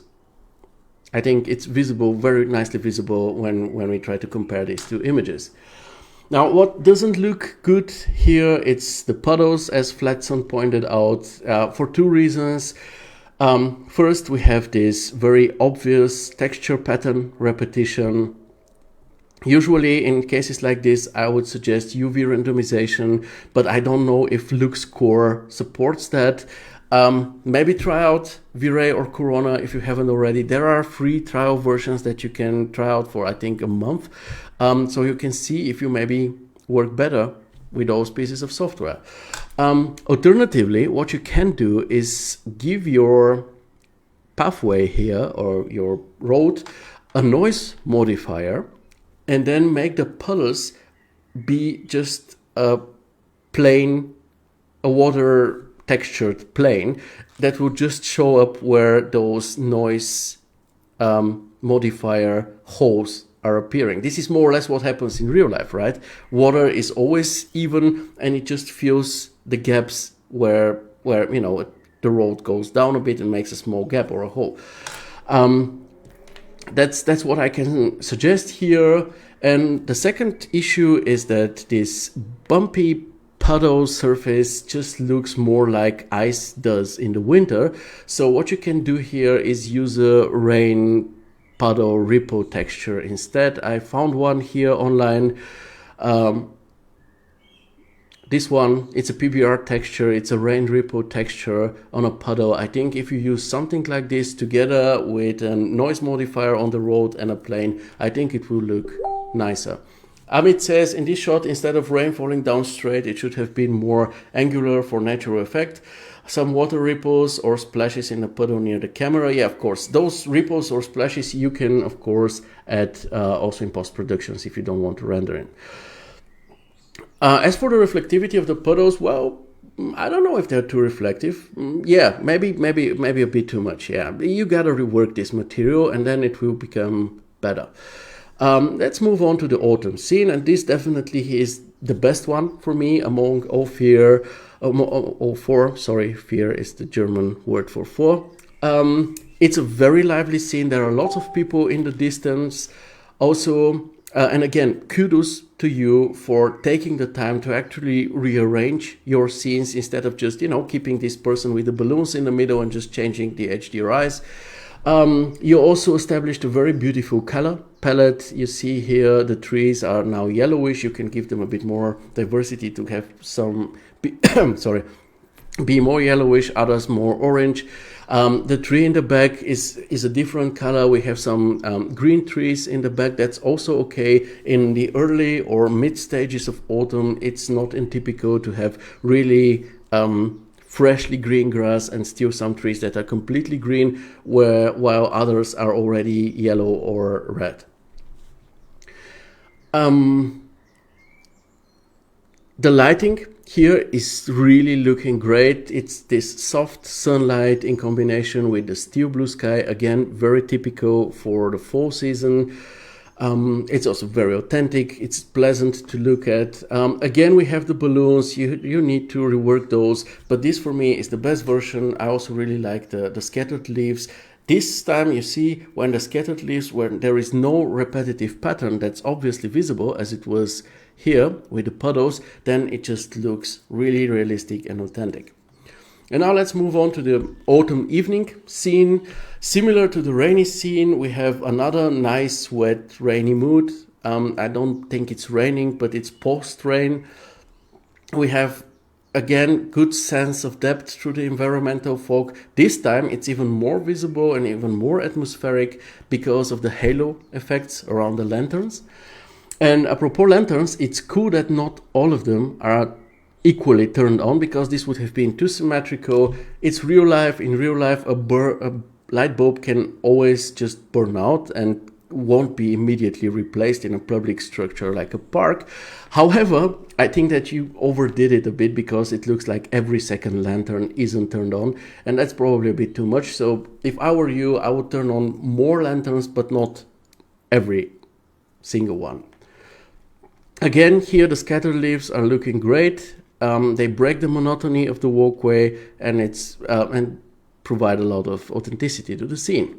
Now, the floor is kind of very uniformly wet. The solution here would be to use a noise texture or a dirt texture on the reflection map of your material here for a more lively pattern, or work with so I had something, yeah, like you see it here, for example, or maybe additionally work with ambient occlusion maps around the corner, so that, let's say, these areas where the leaves are, where humidity stays for longer, are a bit wetter than the areas in the middle. And as for the torch guy, I suppose he's some kind of a security, checking if everything is okay in the scene. It's a cool attempt at storytelling, but I don't think it works out quite well, because it looks just some random figure searching for something in the bushes, which can be a bit strange. Nevertheless, in summary, I think this is a great study, Isaac. Definitely keep working on it, pushing it. It already pays off, and what you learn here, you can then apply on different projects, exteriors most of all. It will just pay off for you for sure. Ahmed says, and the bridge needs a different material in the autumn view. Yeah, in the autumn view, the bridge sticks out a bit too much. It needs to be darker, more like the curbs here. And yeah, we already talked about it on the first shot. Ulfat says, autumn night scene has amazing atmosphere. I find it charming. It's charming. I like the colors and everything. I'm not sure just about the security guy checking the bushes, but I mean, it's a matter of taste. It's a subjective matter for sure. Okay, let's move on and continue to the next work, which is one provided by Monique, who's also experimenting, but not with different weather conditions, but with bold colors. Let's hear what she has to say. Hello, this is my first time using a bold color for a kitchen. We have a color selection called Akai, and I tried using it, and I think it turned out pretty well, although I kind of think the sun rays are a bit harsh, too bright. I've been working to improve my lighting. Any tips and feedback are welcome. Really thankful for this community. 3ds Max and Corona. Now, nice description, Monique. Great to know the backstory of this project, the software combination you used to make it possible. Also, I really enjoy your self-evaluation, saying I kind of think the sun rays are a bit harsh, too bright. That's true, by the way. It's a sign of a healthy attitude on your side. I always like seeing something like this. We don't have to always be like, what we do is what we touch and work on immediately is pure gold and perfect. So being self-critical is actually something really, really cool. Okay, now let's regarding the image presentation, however, let's mention this briefly. It looks good, the images are visually consistent, and also the angles are nicely varied, so this works. Now let's take a look at the project up close. First, the general impression. On the positive side, you definitely improved compared to the last project you shared in this group. It lacked depth, it was quite flat looking, and everything that was given to you as constructive criticism on that project, you incorporated in this work, and this is awesome. On the negative side, you were right, the lighting is very bold, very rough, but it's nothing that cannot be improved upon, and we'll talk about this in a minute. Now, let's start with the good things. First, design-wise, everything here makes sense to me. It looks like an open area with kitchen and living room, very typical for modern-day architecture. The modeling is also quite solid. I really enjoy seeing functional details like this one. This thing here is called a spacer, and it is there to make possible that you can actually open this cupboard door. Otherwise, if the cupboard door was just going up until this point, you won't be really able to open it. We also see chamfered soft edges. The assets that you have used fit the scene, have a decent quality to them, so this is pretty cool. Material wise, the color palette, because this was one of the main points of experimenting with this work, the color palette to me definitely works. Let's get to this shot. For example, it's built on harmony rather than contrast. I tried to pick up the colors, screw you software. Okay, we'll do it once again. So if you wanted to see how colors work, then you select the color and then you select this color picker. I will do it here on the side. Then I'll go back to Monique's work, and with the color picker selected, I would select, let's not get the dark version of it. With the color picker selected, I will just take this red here, and then I'll click on the second color, and with the color picker selected, I'll take some of the brown or beige from the wood. And now let's move this thing back here, and you can see this is very harmonious. The colors are very close to each other on the color wheel. So I think that this definitely works nicely. Also, you know this color picker. If you don't, I will share the link right here. And also, it's great that I'll drop you the link in the comments. Just follow it, and then you know how to deal with it. You can add additional colors if you press on the plus here, and so you can create a new color palette. And it's great that you're in the comments because it's always great when the artist is there and they can, answer some questions or share some further input or whatever. Just if you have something on your mind, share it now. Now it's the moment. Let's move on. The main color, I also really like that it's also to be found on on different assets, like this vase flower here or vase plant here, also on the pomegranates. This is really, really cool. The shaders look good, especially the wood, and also good job on randomizing it. I remember on the previous kitchen you shared, it wasn't randomized. You were given the tip to do so and how to do it, and you did it for the last kitchen, and now you immediately implemented it on your next project, and it immediately paid off. Okay, when it comes to the lighting, the lighting is not only bad. First of all, you achieved two things that you didn't have on your previous work. First of all, it's the depth, because now we have some really, really nice contrast. Just take a look at this tonal contrast here. We have the dark background, and then we have this brightly lit island, and it just makes for a really, really nicely perceivable form. And the second thing is that that sunlight coming through the windows adds a lot of emotion and dynamic to your scene, which is great. Now, before we start talking about the not so good stuff, let's see what Ahmed has to say. I think Monique used chamfered for the crimson cabinet doors, and it made the entire door smooth. If she can use smooth chamfer on edges only, would be nice. That's what I feel. Theo, point me if I'm wrong. Yes, this is something which I also wanted to say. When you use the chamfer modifier in 3D Studio Max, you must say that you only need to chamfer the edges only. It's an option down in the modifier menu. Say it not the whole object, but only the chamfers, so that your doors don't look like they have been blown up with air, like balloons or cushions or something like this. But now let's keep talking about the lighting. So as you said yourself, the shadows are too strong, the sun rays are too bright, which is resulting in obviously very, very heavy contrasts. Now, this is not film noir. If it was, you can even go for stronger contrasts, but this is a simulation of interior design photography. And seen like this, you don't want to have such strong contrasts. The good thing is, however, the solution is simple. If you're using sun and sky, just reduce the intensity of the sun and pump up the GI value, so the sky value. If you're using an HDRI, just go to the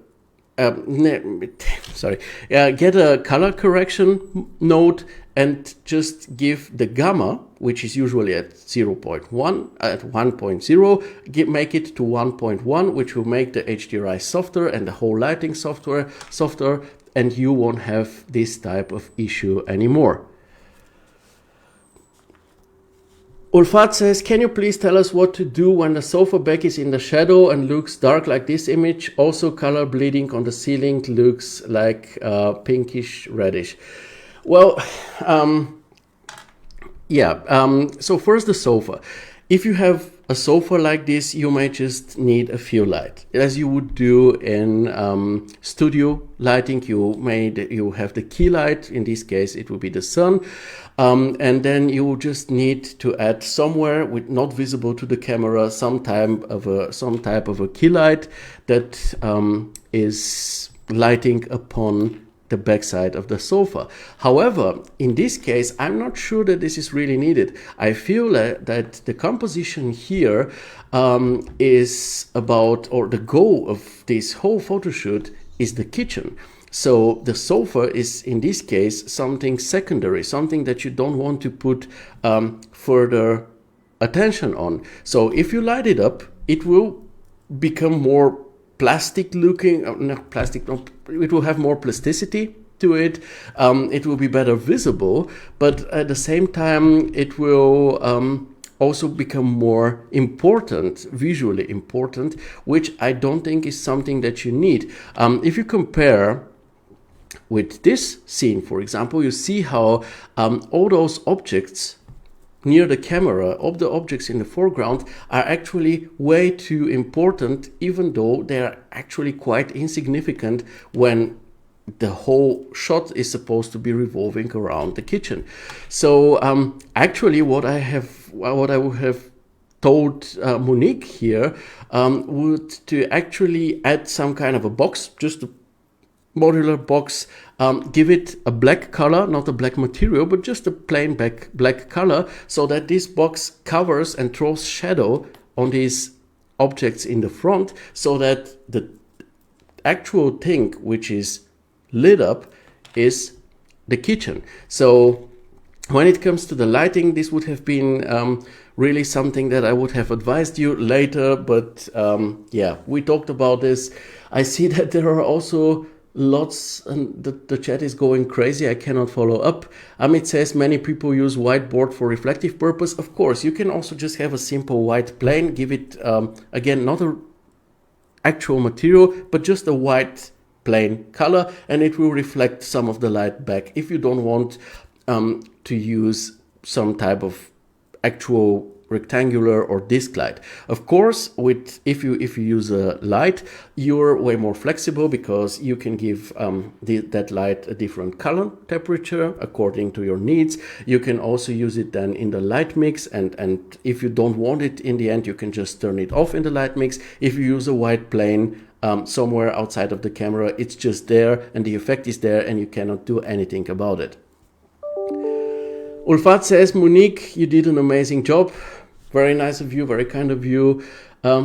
Ulfat. Ahmed says that's what photographers use. Yes, of course. They use reflectors, but again, if you do it with a light, we're in the sphere of 3D, we can be more flexible. I always recommend using an actual light because you're more flexible with it. Takur says, absolutely notice that they look a bit weird if we don't apply smooth chamfers only. Ulfat says, I would hide the sofa. Yeah, for this shot, I would either hide it or just move it further away from the kitchen. If, again, Monique, you are here, if the kitchen is the main goal of this photo shoot, then just move the whole setting of the living room further away from it. Monique says, yes, Theo, we're actually showcasing the kitchen more rather than the kitchen. We're actually showcasing the kitchen more rather than the kitchen, but wanted some views on the living room as well. I think you meant the kitchen more rather than the living room, but you wanted some living room shots as well. Well, the current shots that you have aren't really focusing on the living room, to be very honest with you. You don't see enough of it. It's just more or less in the way. I really like it when there is such an open space like here, again, very common nowadays, and you have a kitchen and then you have a dining area maybe and a living room, and you want to show this relationship between the spaces, so you position your camera in the living room and look upon the kitchen. This is great, but you still need to know where your focus lies. So if your focus in this shot is the kitchen, then you need to put the focus here and then blur out, use depth of field on the foreground, and also ideally make it dark. So for this shot, I would have advised you to just rotate the sun source a bit to the left so that the kitchen gets a bit more natural sunlight, and this area in the front becomes darker, and this way the kitchen will visually stick out and become the main actor as it should be. Ahmed says, agree with Theo, using light instead of plane, but just to learn the technique. Yeah, this is a very valid technique that you mentioned. Okay, I think we clarified everything so far, and let me just I wanted to talk a bit more about the shadows. If you want to make your shadows a bit more exciting, because in the moment they're very puristic, very clear, then just place a tree, some shrubs or something in front of the windows. It could be a cutout, it doesn't have to be a photorealistic tree. The less polygons it has, the better, because you don't want to make your scene extremely heavy because of this, but this will definitely make the shadows look more interesting. Just a small example is what you saw here, what I showed earlier. You see, if you have something on the outside, then the shadows on the inside are obviously more interesting. Now let's talk about the design a bit. So the ceiling is a bit strange because it's not really utilized. You see, the kitchen doesn't seem to really react to this high space it has at its disposal. It's just like a regularly hated kitchen, regularly sized kitchen, maybe. So what I would do in your case is I would just pull the ceiling down, because I see no purpose of it being as high. The way it is right now, it looks like it's some kind of a hanger, showroom hanger, where you have kitchens to sell, and in one of the corners of that hanger you have just put this kitchen, and there is a lot of space up to the ceiling which you don't use because it's just a hanger and a showroom. But if it's supposed to be an actual apartment and you don't utilize that space, and it's not like a commercial work where the ceilings are that high in real life, then just pull the ceiling down. And when it comes to the kitchen itself, the left side of it just looks unfinished and needs more work. You see, it doesn't even have a proper back wall. There are no sets there whatsoever. It looks like you ran out of enthusiasm at this point. And I mean, if you don't want to put in the time, then try to work with a different framing, maybe something like this. You see, we have the wall here. But still, if I were you, I would add a few additional sets here to make this area here more lively. Let's talk about materials. First, the red kitchen fronts, we talked about them. Use the chamfer by telling it to be used only on the chamfers and not on the whole object. And the second thing is you can gladly create a slight patina here, looking like imperfections, by adding a noise or a dirt map to the glossiness channel of your material. Just don't overdo it. I see sometimes artists whose kitchen fronts look like the backside of this sofa here. That's definitely too much. It doesn't have to look dirty. It just needs to have a bit of a game in it. But it should be a really subtle effect that's not even immediately visible. And yeah, second thing is the marble here on this shot. It's very visible. It looks kind of blurry, like a low res texture. So maybe use AI to upscale it or just go with a different texture. And now let's talk about the framing of the shot. So we'll start with the first one here. Let me just see what the Kur has to say. Taking notes really helps to improve because I'm working on kitchen right now. Seeing 2 kitchens today. Yeah, I think there will even be a 3rd kitchen like coming later. So yeah, take your notes. So yeah, let's start with this isometric shots. It's a nice idea for an angle. It's a creative one, but it's not really properly implemented, to be honest with you. The framing feels kind of off. I'm not sure about the focus. The focus is pretty much unclear. The objects of interest that I would point out, according to my own feeling, would be this wooden bowl of pomegranates and the 2 wine glasses.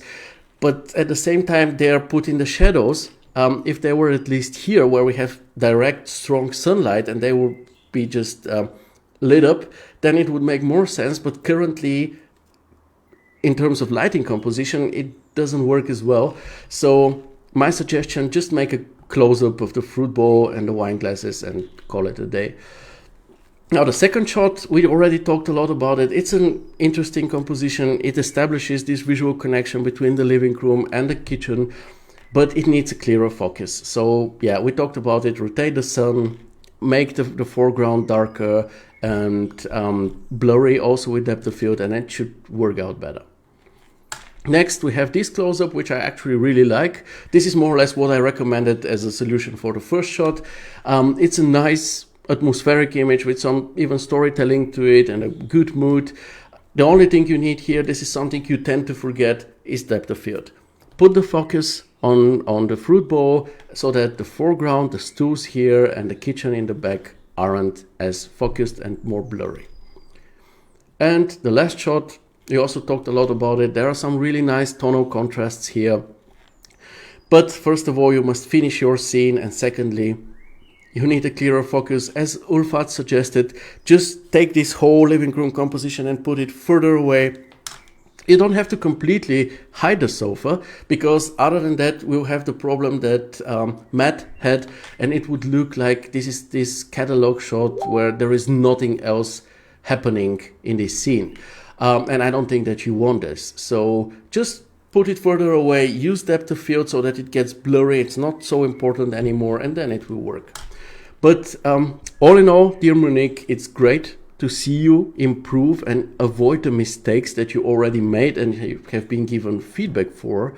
You seem to be one of those artists that really know the value of constructive criticism, appreciate it, and are pragmatic enough to profit from it, and that's really good for you, and I'm looking forward to your future works and to seeing you grow with the help of the feedback in this group. Good luck. Now let's move on to the votes work. We are 1 hour and 40 minutes in. I'm trying to be quick, but you see what happens. This is what happened last time with Mike's show. It's great. I actually very much enjoy this when you're very active, when we talk, when we discuss stuff, when you have suggestions or ask questions. This is awesome. And if the show becomes a bit longer because of that, I personally have no issue with this. I enjoy talking with you a lot.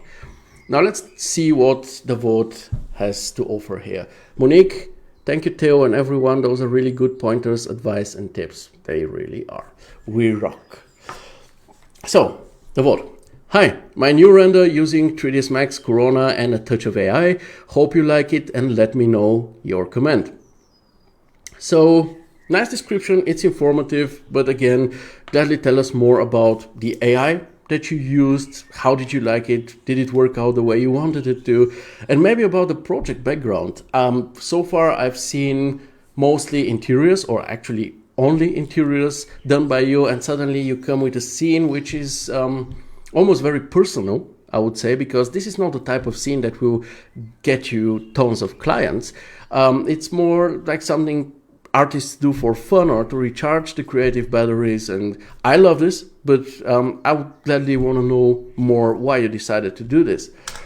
Now, first impression wise, it looks like an image made by someone who actually really understands and deeply enjoys nature. And I love that. Simple as that. Now, let's review it.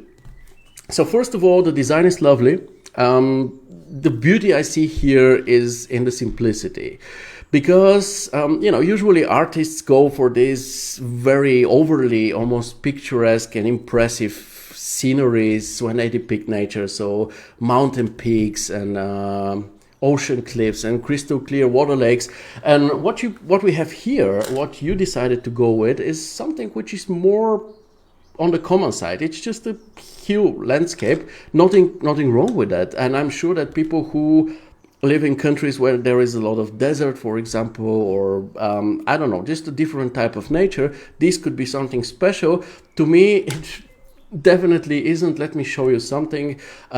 This is Dillenburg. This is my current hometown where my family and I live. We live somewhere here.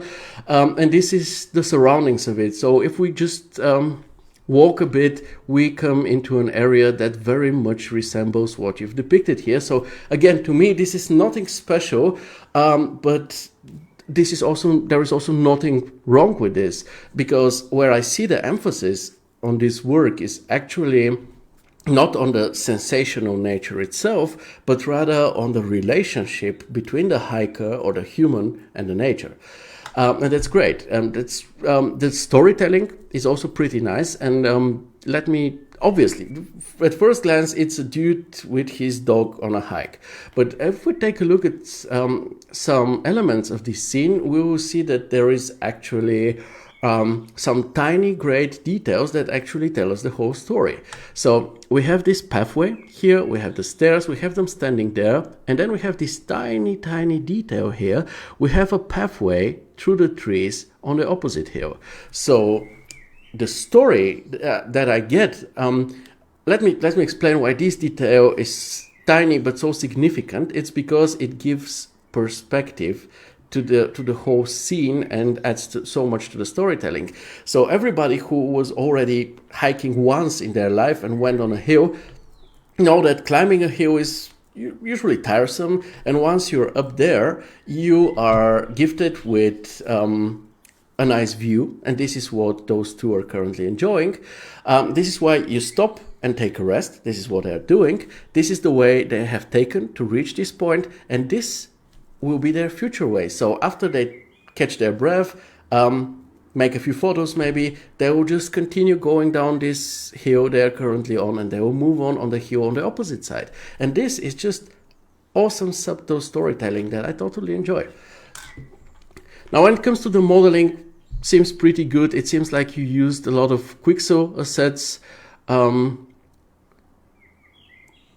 Those mossy stone walls, and you use them really wisely because first of all, they have two sides, and I think there are in total 6 of those walls, and you made sure to have no visual repetitions, and this is of course great because if we see repetitive elements, this immediately shows that this is a rendering, but you avoided it very, very smartly.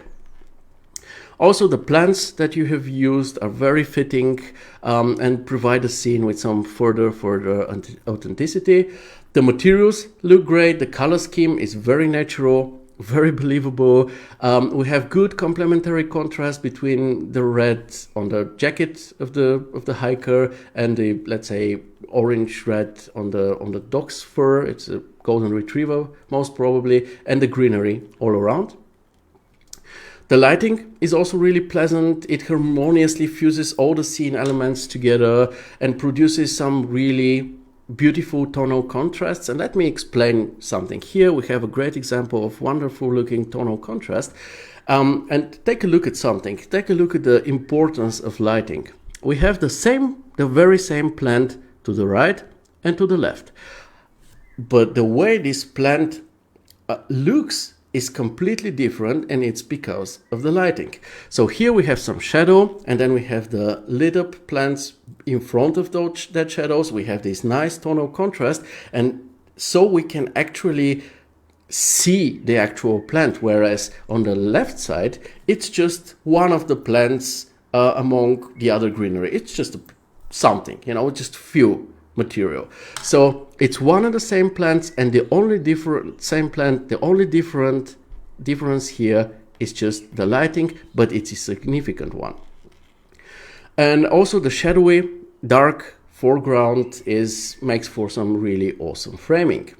And again, also this needs to be mentioned, the volumetrics, great aerial perspective you have achieved here, looks authentic, gives a nice sense of depth to this distance haze, and it also makes it possible for us to visually focus more on the hiker and his dog.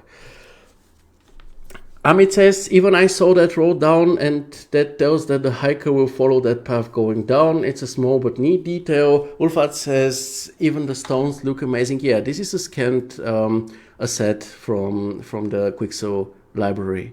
Here, it looks really nice indeed. And again, I'm not sure if these are just both sides of it or if these are 2 of those walls. If so, then there are, I think, 3 walls in total, and all of them have 2 sides. So if you do something similar to the vote, you can just always rotate them to avoid repetitions.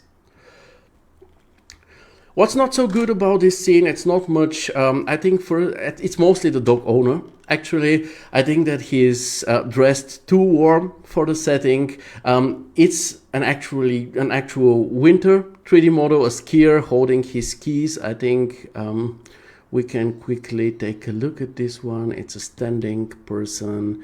If we scroll down here, that's the dude. I think this is the one you used right here. So yeah, as a skier, he's obviously dressed up for snow environment, and you have him here midsummer. So yeah, he's a bit overdressed. With the help of AI, you turned him into an actual hiker, so he doesn't have skis anymore. He has these walking sticks. I don't know how they're called. But still, I think he's still a bit overdressed, and there is this part here up here, which is actually part of his skis, which now is turned into something that I cannot say what it is. It looks like an upside down umbrella. Doesn't make a lot of sense. You have to remove it, and maybe you can just use a different asset. In this case, somebody who has more appropriate clothing, somebody, one of those athletic people here, or there was this one dude with a backpack. Of course, I won't find him now that quickly. Oh, this one. I mean, he also has a beanie, but I also do. It's sunny outside, so maybe it's just a fashion statement. Who knows? The next thing is the sky kind of looks washed out for some reason. Maybe it's because of the volumetric effects. I don't know. I searched for a similar image. It's again one from my hometown here, and you see the greenery is very similar in optics to the greenery that you have depicted. However, the sky here, it's not like super blue like it is on this shot to the left, but it's still more saturated and vibrant as yours, so you may want to give your sky a bit more contrast and saturation. But that's it. I really enjoyed the emotion that you captured with this work, the vote, and it shows a lot of sensibility on your side, which is, I think, great for an artist. Takur says, love the way he made shadow tones blue in the trees. Yeah, this is with the distant haze with the help of the volumetric material, with the volume material. Ahmed says the hand is also inverted or mirrored inwards. Yeah, it's not something that we immediately see, but yeah, better if this could be avoided. Now let's talk about the last real review project for today, because before we move on to our inspirations, it's Tra's project. First time we talk about her work in this show. Let's see what she has to say about it. I'm excited to show you my 3D rendering projects. All comments are welcome. This was a short one. I mean, great to see you being open for criticism, but gladly tell us more about the project, the type of project. Is it commercial or personal exercise of yours? Maybe some stories, some challenges that you faced along the way. The software you used also isn't clear in this case. Generally speaking, it looks like a quality job, probably a quality commercial job even, with small rooms for improvement here and there that we'll talk about in a minute. As generally speaking, the design, modeling, and textures of the work are quite solid. For the review, I'll just jump directly into the 4 shots and we'll discuss them more in detail. Starting with this first kitchen shot, the core, take notes, another kitchen shot. What we have here is some really nice framing. You see the whole kitchen is visible. There is still some room to breathe for the main element. That's good. We have this nice central perspective. We have a good camera height. Remember, with Matt's work here, the camera height wasn't sufficient here. You couldn't see what was happening on those counters. And here with Tra's work, you can actually very clearly see this, and I really like this. The issue here I have is a bit the lighting. And the problem is that you have very strong contrasts by design. Now, you have the white kitchen fronts, you have the white surrounding walls, ceiling and floor, more or less. You have the very bright marble here, and then on the opposite side you have the really deeply black appliances, the fridge here, the island blaze, the bar stools. It's just a difficult situation to deal with, because it's very easy to lose detail either on the bright or the dark areas. It kind of reminds me of this meme. The hardest part of being in a biracial relationship is taking a picture together, because you see the issue. If she is visible, then the dude is overexposed. If he is properly visible, then she is just way too dark. So you have more or less the same issue here. And generally speaking, I think that you took the right approach by going for soft lighting, but still it's not soft enough. You see that there is some overexposure here in the corner, and unfortunately this isn't something that you can fix in post-production. I tried it, so I think for a shot like this you just need to go back and maybe just try a different lighting scenario, either an overcast one or an evening scenario maybe. And interestingly enough, I actually went to Google after taking those notes that I just told you. I went to Google and just typed black and white kitchen to see how black and white kitchens are depicted in photography. And as you see, I wasn't far from the truth with my tip, because most of those kitchens where you have such strong contrasts are depicted by overcast lighting, or even in an evening mood. This is just the way to do it, because otherwise you'll just be losing detail in either the bright or the dark areas. Takur is taking notes, good so. Let's take a look at the second shot. It's the living room shot, which to me is a very pleasant one. This is why it made it to today's cover image. It's informative, but it's also atmospheric at the same time. It has a nice spaciousness to it, which I very much enjoy. A few possible improvements here would be the exterior or area here. This is too contrasty. Take a look at this. It looks like the trees on the outside have even higher or stronger contrast than, let's say, the candles here in the front, which is actually a no-go. So we're missing here the sense of depth. And what you can do to counter this, there are two things. First of all, you can add a distance haze. We already talked about this a lot, similar to what the wood is doing here with those area perspective effect. And the second thing you can do is you can actually additionally use the Z-depth pass in order to control the intensity of your contrasts and saturations in the post-production. It's a bit of a more of an elaborate way, but it helps a lot. Next, we have the fire in the fireplace. First of all, it doesn't look realistic. It looks like a flat photo. And second, it doesn't really make much sense given the conditions of the whole scene, because if we take a look on the outside, it looks again like midsummer, and then I think that there is no point for the fire to be burning. What you can do here is just model the inside of the fireplace and place some burnt wood there, and I think that the viewers will get the idea of how a fireplace works. Then we have a bit of a set repetition, which is very, very unneeded and very avoidable. Like the Kinfolk books here, it's just the same book, just placed on top of each other and made a bit smaller. I mean, if you're a V-Ray or Corona user, just type books in the Cosmos library and there are so many options for you. And even if you want only 2 white books, there is an option for you. You see, you have the Bauhaus Chipperfield book. Just use this instead. Next, we have the framing issue, which is the last issue I have with this image. Now, the point where you decided to cut off those assets here, the fireplace, the base of the table, and the side of the sofa, it's okay, because everybody can imagine how these would look like in their continuations.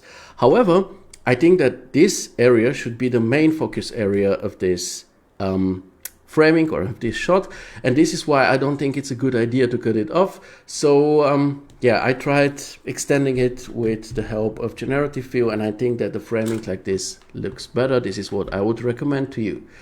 Now let's move over to the bath. I would just take a look at the comments, because today you're very active. I love this.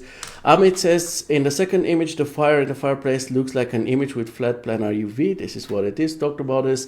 The frame above also is a planar UVs. The chairs also need randomization. There is a lack of shadow below the center table and chair and sofa. Ulfat says, I would change the color of the brown show on the sofa, and it's taking all the attention. I agree with this. I mean, we have here a very strong, very dark element. So having something dark on the other side, which generally fits the color scheme, isn't much of an issue for me. But yeah, I would rather actually make the leaves of this plant brighter and remove some of the contrast. But hey, it's a very creative talk here today. Ahmed says the shelves on the right hand side need a different material as it merges with the wall, and the accessories too, they need some color element, right color, not too dark. Now, yes, it depends. I mean, these shelves here aren't really important. They're just there because when you take photos, you have to have a cut somewhere. So to me, this is not a big issue that they are as, fusing together with the wall, because in this case, it's just, they're not important. If they were important, if they have to be a visual balancing element, then they could be more prominent. Maybe if we want to see this, let's say as, let's take a look at this. If we want to see it as a composition, something like this, then we can have something darker on the shelves here, which counters this image. But yeah, it mustn't be. It's not a must. By the way, regarding this wall art, I think it's placed too high. I've never seen someone place their wall in the corner between the wall and the ceiling. Ahmed continues, there is also box shadow that is there on the right hand side from the top to the bottom. No idea where they come from. Yeah, good. There are probably some windows behind. This doesn't bother me that much, because this box shadow here kind of corresponds to this wall here, and it makes for a nice central perspective. Let me move on, because we'll never finish this show. So next we have the bathroom, the first side, one side of the bathroom, the one with the toilet bowl and the shower. It's a decent shot, not much more to say about it. I like the idea with the open door here, because it lets some natural light to stream into this space, which otherwise doesn't have natural lighting, and I think this is a nice way to deal with a situation like this. When we talk about the opposite side of it, I like the perspective, I like the materials, and especially the lighting. It's really soft, it really nicely combines with those tiles. The issue here to me is a bit of the scaling. Let's say this door is 2 meters of height. So somewhere here would be the 1 meter mark. So this thing here would be at, the wash basin would be at 1.5 meters or 1.10 meters even, which is too high. So the usual height is around 80 to 90 centimeters. So what you have here is too high. So definitely check out the dimensions, and if needed, just pull the composition down. And the other thing that bothers me a bit are those paper lamps, because I don't think they belong in a bathroom. You have a shower in that bathroom, and paper lamps just won't do good with the humidity.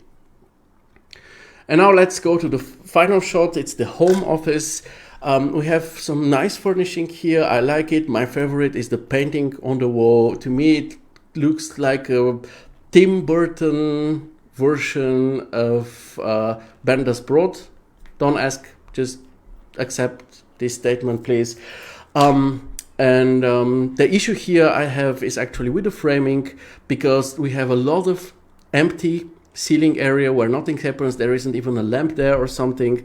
And at the same time, the legs of this chair have been cut off. So I would just shift the whole cropping downwards. I tried it out. It looks like this. Generative Fill didn't really do a good job with the wheels of this chair, but still the cropping feels now way more balanced. And in conclusion, good work, Tra. Just maybe pay a bit more attention to topics like implementability and functionality, so the height of some elements, and things like, do you really need a fireplace with burning fire in the summer and things like that. And when it comes to the topic of framing and composition, maybe work with references. It always helps. Not maybe, just work with references. Ahmed says, repeating materials on the bathroom tiles. I saw that too, man, but there is one thing. There are two types of tiles. There are those who have, where every tile has a unique pattern, but there are also those that have a printed pattern on them. And if you have those, if your client has those, the only thing you can do is that you can just rotate them 180 degrees. You cannot do more, and I think this is the case here. As for the height of the basin, too small or low considering the marble top, Again, I think that something is wrong here with this wash basin, and I think Tran needs to check it out. Now, with this, we finally, after 2 hours exactly, we arrived at our inspirational projects. These are projects that I won't be talking about in detail or reviewing, but these are just things that I want to show you. Last time, it was projects from the VW Art Club, and the topic was mainly stuff like lighting and adding mood through light in your scenes. In this case, it would just be nice stuff out of our group. So let's start with Ahmed's work. You saw it on the cover of today's show. It's a very atmospheric work called Lost City. Beautiful composition with awesome natural framing just to learn from. And of course, in combination with this very wide cinematic aspect ratio. We have some awesome sense of depth here because of the volumetric effects. We have some distance haze. It might not be haze because for haze you need humidity, but there is just this sense of distance, this area perspective because of the volumetrics. We also have, of course, great storytelling with this shot. There is definitely this Star Wars, Mandalorian, or as you say, Ahmed, Obi-Wan Kenobi vibe, or Dune maybe even. Also, one interesting thing about this project, Ahmed shared a Behance link, and on Behance you can get a bit more info about this project, even some atmospheric music that goes with it, like a kind of a soundtrack, the references that he used, and also video of the single stages up to the final result. This is really, really great. So yeah, this is something that I found really inspiring. Ufat says, wow, amazing work, Ahmed. Indeed, this is. Next, we have Abraham, who reworked an old scene of his. Back then, he didn't have a strong PC. He was using V-Ray Next version 4. Now he has a better PC. He's using V-Ray 6.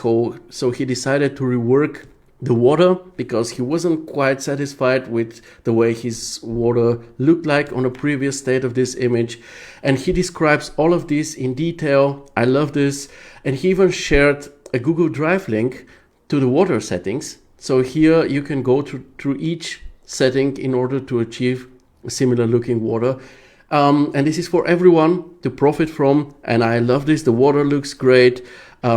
And this is an amazing attitude on Abraham's side because he invested all of this time to put this information down. He also shared the link to this Google Drive where you can see the settings. This is the type of artists the group and our whole community profits from the most. So yeah, big up to Abraham for this. And now let's move on to something very interesting, a bit of a change of pace, but it still remains very, very inspirational. Maceo shared something very interesting yesterday. He says, yesterday afternoon we faced an exciting challenge. We were asked for a render to be delivered on the same day, and we enthusiastically accepted the challenge of meeting the deadlines and expected quality. He even provides some evidence here. He says, hay posibilidad de que lo tengas hoy, te voy pasando el modelo. This probably means something like, can we do it today? I'll provide you with a model. And he continues, to begin, we asked the client for a couple of photographic references along with the blueprints in DVG format. With these elements in hand, we proceeded to create a 3D model and send a preview for approval. After receiving some adjustments from the clients and dealing with a virus related in the 3ds Max, and again, there is a proof for that. Here are the adjustments. Here is the virus they had to deal with, which we were fortunately able to resolve in time. We finished the render. We are satisfied with the final result and hope that we meet your expectations. In this project, we use 3ds Max 2024 for the modeling, Corona 11 for materials and lighting, and Photoshop for the post-production or the color corrections. And this is the final result, and actually I must say that I'm impressed. This is something that has been achieved just within the span of a few hours. And I find this very inspiring, even though I must admit that I'm not a fan and I don't support this type of client requests. Can you do this like immediately and within a day? Generally speaking, I think this is something that we as artists shouldn't be supporting, because with all due respect to clients, they very easily get accustomed to things like this. So if artists start delivering images in a day, the clients will just start expecting this as a whole. Now, in this case, the course says I face that challenge mostly while working on local projects. It very much depends. Like in this case, it seems like a one-time project. If this is the type of client that you work greatly with, your collaboration is great, they pay nicely, they respect you, respect them, and they want you to do this like as an exception, I understand why you would want to do it. If this is a project you've already have been working on and they suddenly want one additional image and you already have everything, you can of course do it. But again, generally I'm a bit against, or we would advise against always saying, yeah, I'll do it, because at some point clients will just want to have wonderful photorealistic images done in 5 minutes and being photorealistic, and this simply will lead to lots of burnouts and mental health issues with 3D artists, and this is something we don't want. The image again is pretty good. There are some issues, of course. Something which is done in a few hours from scratch, this is amazing. You see some of the bottles here hovering a bit. There is an issue with the metal material. The spot here is simply a Corona disc light or something, but it's not so important. It's greatly pulled off. I find it inspiring that it is possible to do something like this just in a span of a few hours, and not only on your own merit, but actually in coordination with the client. So I think in this case it definitely worked out, and we can see it as something inspiring, but I hope that in the long run this isn't becoming an everyday thing. Ulfat says, I like taking my time too. Yes, Ulfat, and this is why your interiors are that great, because greatness takes its time. Ahmed says, the clients are, if you are not there, then there is another who will do it. So it's our way or the highway, and sometimes we have to do it forcefully. Yeah, but then it's probably the wrong client. I understand this, and especially in the beginning of one's career, it's very difficult to say, yeah, screw you, I won't do it, I need a week. I know this, I've been through that, but at some point, when you become more skilled, when you know more, out of respect to yourself and to your health as well, you just need to then maybe get rid of some of those clients and find ones that actually respect you taking your time, but in the end delivering something which is detailed, which has storytelling to it, and is photographically just beautiful.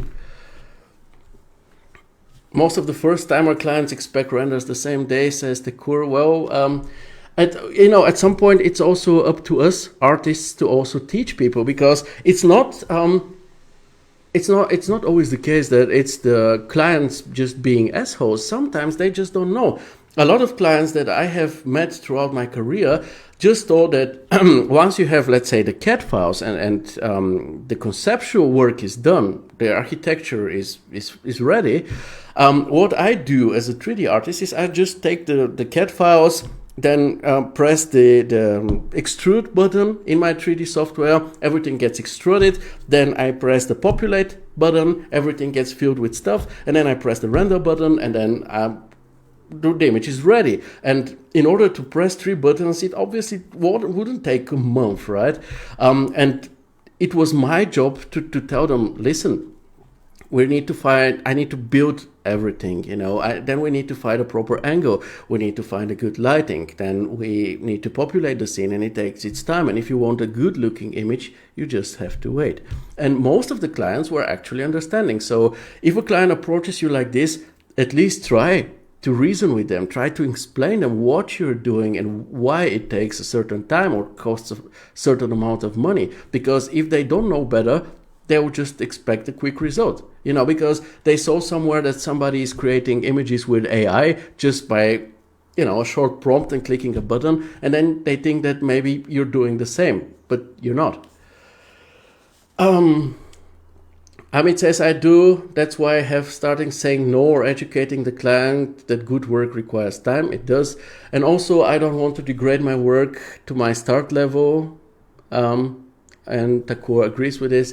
Yeah, it's not about just degrading, but of course, the better you get, the more experienced you are more quicker. But of course, I don't think that you necessarily get quicker, because the better you are, you try to put in more detail, make even better looking and more realistic textures, add storytelling or some interesting lighting. So it still takes its time. It's not like in the beginning you need a week for an image, and then by the end you need just a few hours, because by the end you try to make a way more elaborate and way more interesting, better looking image, and it will also take its time for different reasons. Okay, let's continue. When we're talking about inspirations, you should definitely take a look at Karolina's work. She's experimenting a lot with Chaos Vantage. We're live linking to 3ds Max, not only with still images as the one you see here, but also with animations, most of them pretty creepy. Also recreations of real life scenes, which I also really like. And this one looks very cool, very atmospheric. Also, as Yane asks here, she used environmental fog for the God rays directly in Vantage, and it worked out greatly, in my opinion. So definitely check her work, and if you have some questions about Vantage, I think that you can simply ask her, and she seems like a person who will be more than eager to share some of her experience with you and answer your question. Next, something different. I don't want this group, this is just my personal opinion, I'm not the one who decides this, but if it was for me to decide, I wouldn't want this group to only be about ArcViz. I enjoy it when there are also animations, when there are automotive shots and stuff like this. In this case, I think it's some kind of an ad, it's some kind of an animation with this stuff revolving around the lettering, and I just very much liked this, whatever this is, this container around the letters, and the letters themselves I find pretty cool, and I just wanted to show this to you, because there is more to visualizing than ArcViz, and this is a nice example of this. Next, we have something very interesting by Tanish. It's called Tropical Overcast, done in 3ds Max and V-Ray 6. Tanish writes, whenever there is a chance, we take an artistic view from a commercial project which will eventually get rejected from the client. It could be, but it mustn't be. I have also done things like this. I would just make a few additional shots, and then I will present them to the clients thinking, nah, they won't want them. And in certain cases, some clients actually ended up buying all of those additional shots. And if this is, again, if the dynamic between you and that client is a positive one, if you work together really well, if they give you a lot of work, then you can just gift them with a shot like this. You know, you're not losing anything. You can still put it to your portfolio, but they will be happy. And if they appreciate you, if they respect you, they will also appreciate this gesture of yours. This is a great thing for your future together. So yeah, it mustn't be. Sometimes the clients may reject it, but still, even if they do, then you just add it to your portfolio, and who knows, maybe in future a client will reach out exactly because of a shot like this. Tanish continues, yes, it's useful for lighting studies. Try to get a contrast overcast lighting using an HDRI and a disc light. A high intense disc or rectangle light can be used to get more reflection and to get an area focused lighting. Comments and suggestions are welcome. So first of all, I like shots like this. I really appreciate what you did here, Tanish, and I just like it. It doesn't provide much information about the building or the house itself, but it's an emotional shot, and I love this. I see a few issues. First of all, the palm tree leaf is clipping through the house geometry here. And the major issue I have is I think you slightly overdid it with this disc or rectangle rear light, because the building has this white material to it, and then probably a white railing up here, and the railing and this upper part here of the wall here are exposed in the moment. The railing even looks like it's has some self-illumination to it. It's just you cannot even see the geometry anymore. But nevertheless, I think it's just a great study, and I think it's very important for us artists to do stuff like this, to experiment, disregarding if the client wants it or not. It's important for us, it's important for our portfolio, it's important that we in future are able to say a shot like this looks good, I know it because I've tried it. And talking about this, I did something very similar with a commercial project of mine. I just wanted to work on storytelling and also exercise my AI enhancement skills, as you can probably tell by this shot. And this is why I made this girl janitor just cleaning. It was supposed to be shot with a good mood, but at the same time it should have looked as common as possible. And this is why, while improving or enhancing this janitor model, I was very into trying to make her look more natural, because it's true, nowadays we rework our 3D people, make them more photorealistic. It works, but what's also true is that most of those people end up looking very supermodel-like with their toothpaste smile and everything. And reality simply isn't like this. So I wanted the hair of this girl to kind of look messy, and I don't wanted her to be like sexy or something, but to just look like a nice janitor girl. Or maybe if she dresses up and stuff, she may be very beautiful, but now she's just sweeping the floor, so she should look like someone sweeping the floor and not like a supermodel posing for the camera. I hope I managed to at least partially capture this moment. I'm very happy with how some things turned out on this model. Other things maybe didn't work exactly as well as I wanted them. As Mohammed Garib, my friend, pointed out, maybe her skin is maybe a bit too perfect. I think that I could have done a better job on the gloves as well. But what I'm really, really happy about is, first of all, your appreciation in this group, but then also the amount of feedback and constructive criticism I got for this image. This was what I was hoping for. I personally, this is my just personal opinion, the way I view it. It's also something which I consider to be a certain payback in a positive sense.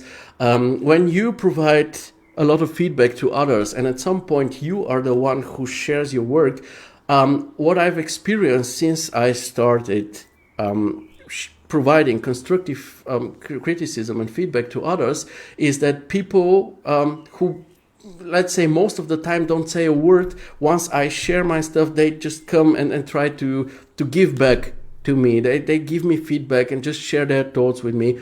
And I really, really love this. This is absolutely great. This is as it should be.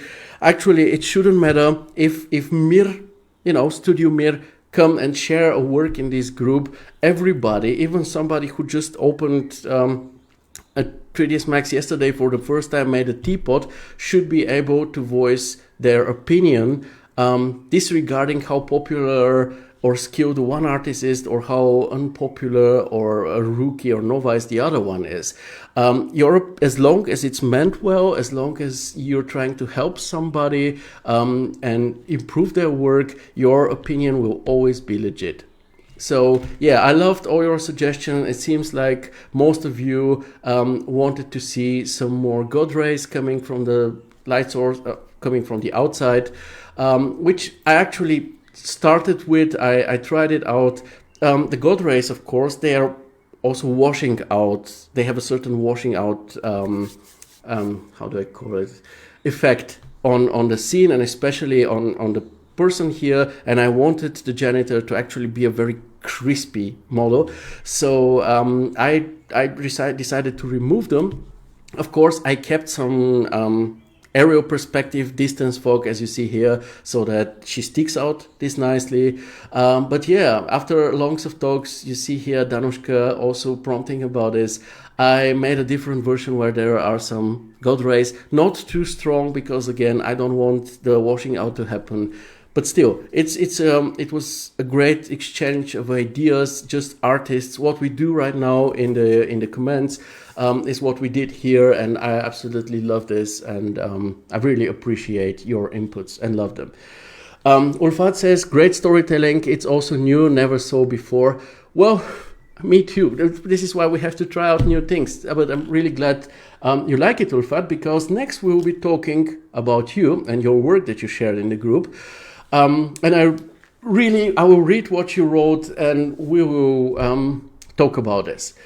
So Ulfat said, hello friends, I'm sharing with you some exterior render shots, and it's the first time in years that I've attempted exterior rendering and design, so I feel a bit unsure about it. I've tried to improve the images over time. I'd like you to advise me on those pictures. All your criticisms are welcome. I always benefit from this community, and I want to learn from you. I cannot express how much I love this description.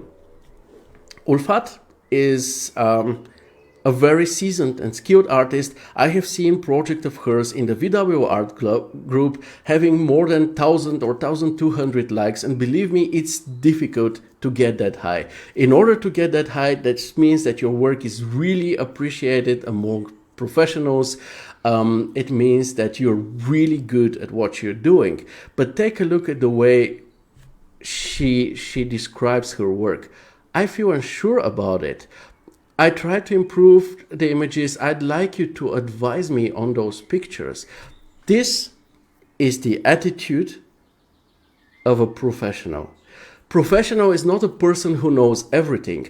The professional is a person who is willing to learn and to improve the whole time. So despite all her popularity, despite her having tons of likes and so on, she comes here as a humble person and asks for our opinions. And this is something that I truly love, and this is something that we can all learn from. Regarding the work, she also received what she was asking for. This is something that also needs to be said. You see here, Abdi, Mohammed Karib, Ahmed, and myself, we delivered the feedback she was asking for. Others, of course, and that's absolutely legit as well, just said that they find her work amazing, and that's absolutely okay. So I hope, Ulfat, that you found what you were looking for here. But I really, really, absolutely admire the way you are, the way you approach a situation like this. Instead of being a know-it-all, you were so humble and so pleasant, and it's just great. This is. I wish there were more people like you in this world, let's be honest. And one final thing to finish today's session is another thing that Ulfat did. She didn't share it in the group, but we are Facebook friends, so I saw it. I don't know how you did this, okay? I don't know which type of software you used, After Effects or something, but this is just so sweet. The music is also great. It fits greatly. I cannot play it now because of possible licensing issues. But I have probably watched it around 50 times already, and I just absolutely love it. I did this by V-Ray Tune. Well, maybe it's time for a tutorial, dear Ulfat, because I don't know how to do something like this, but I would really love to know it, because it's just so sweet. It's so different. It's so emotional. It was such a pleasure to see it the first time and the times after that. So if you feel like it, if you want to share a bit of your knowledge on how you do something like this, please do, because it's awesome, and it's just a different type of visualization that amazingly adds to our photorealistic renderings. Ahmed says, yes, it would be great to know about it.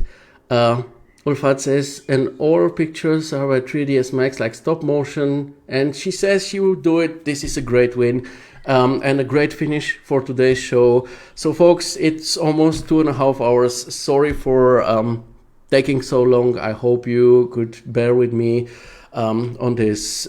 For me, it was a pleasure, as usual, hanging out with you. And I'm personally not as bothered when it takes a bit longer, because in this and in the previous shows, they took a bit longer, but we also talked a lot. We interacted with each other a lot in the comments. And this is something I think everybody profits from. I hope you see it the same way. As usual, it was a pleasure hanging out with you. Have a good rest of the week, and I hope to see you again in 2 weeks at the same place and time. Stay safe, be healthy, rock on, and goodbye, my friends. Ciao.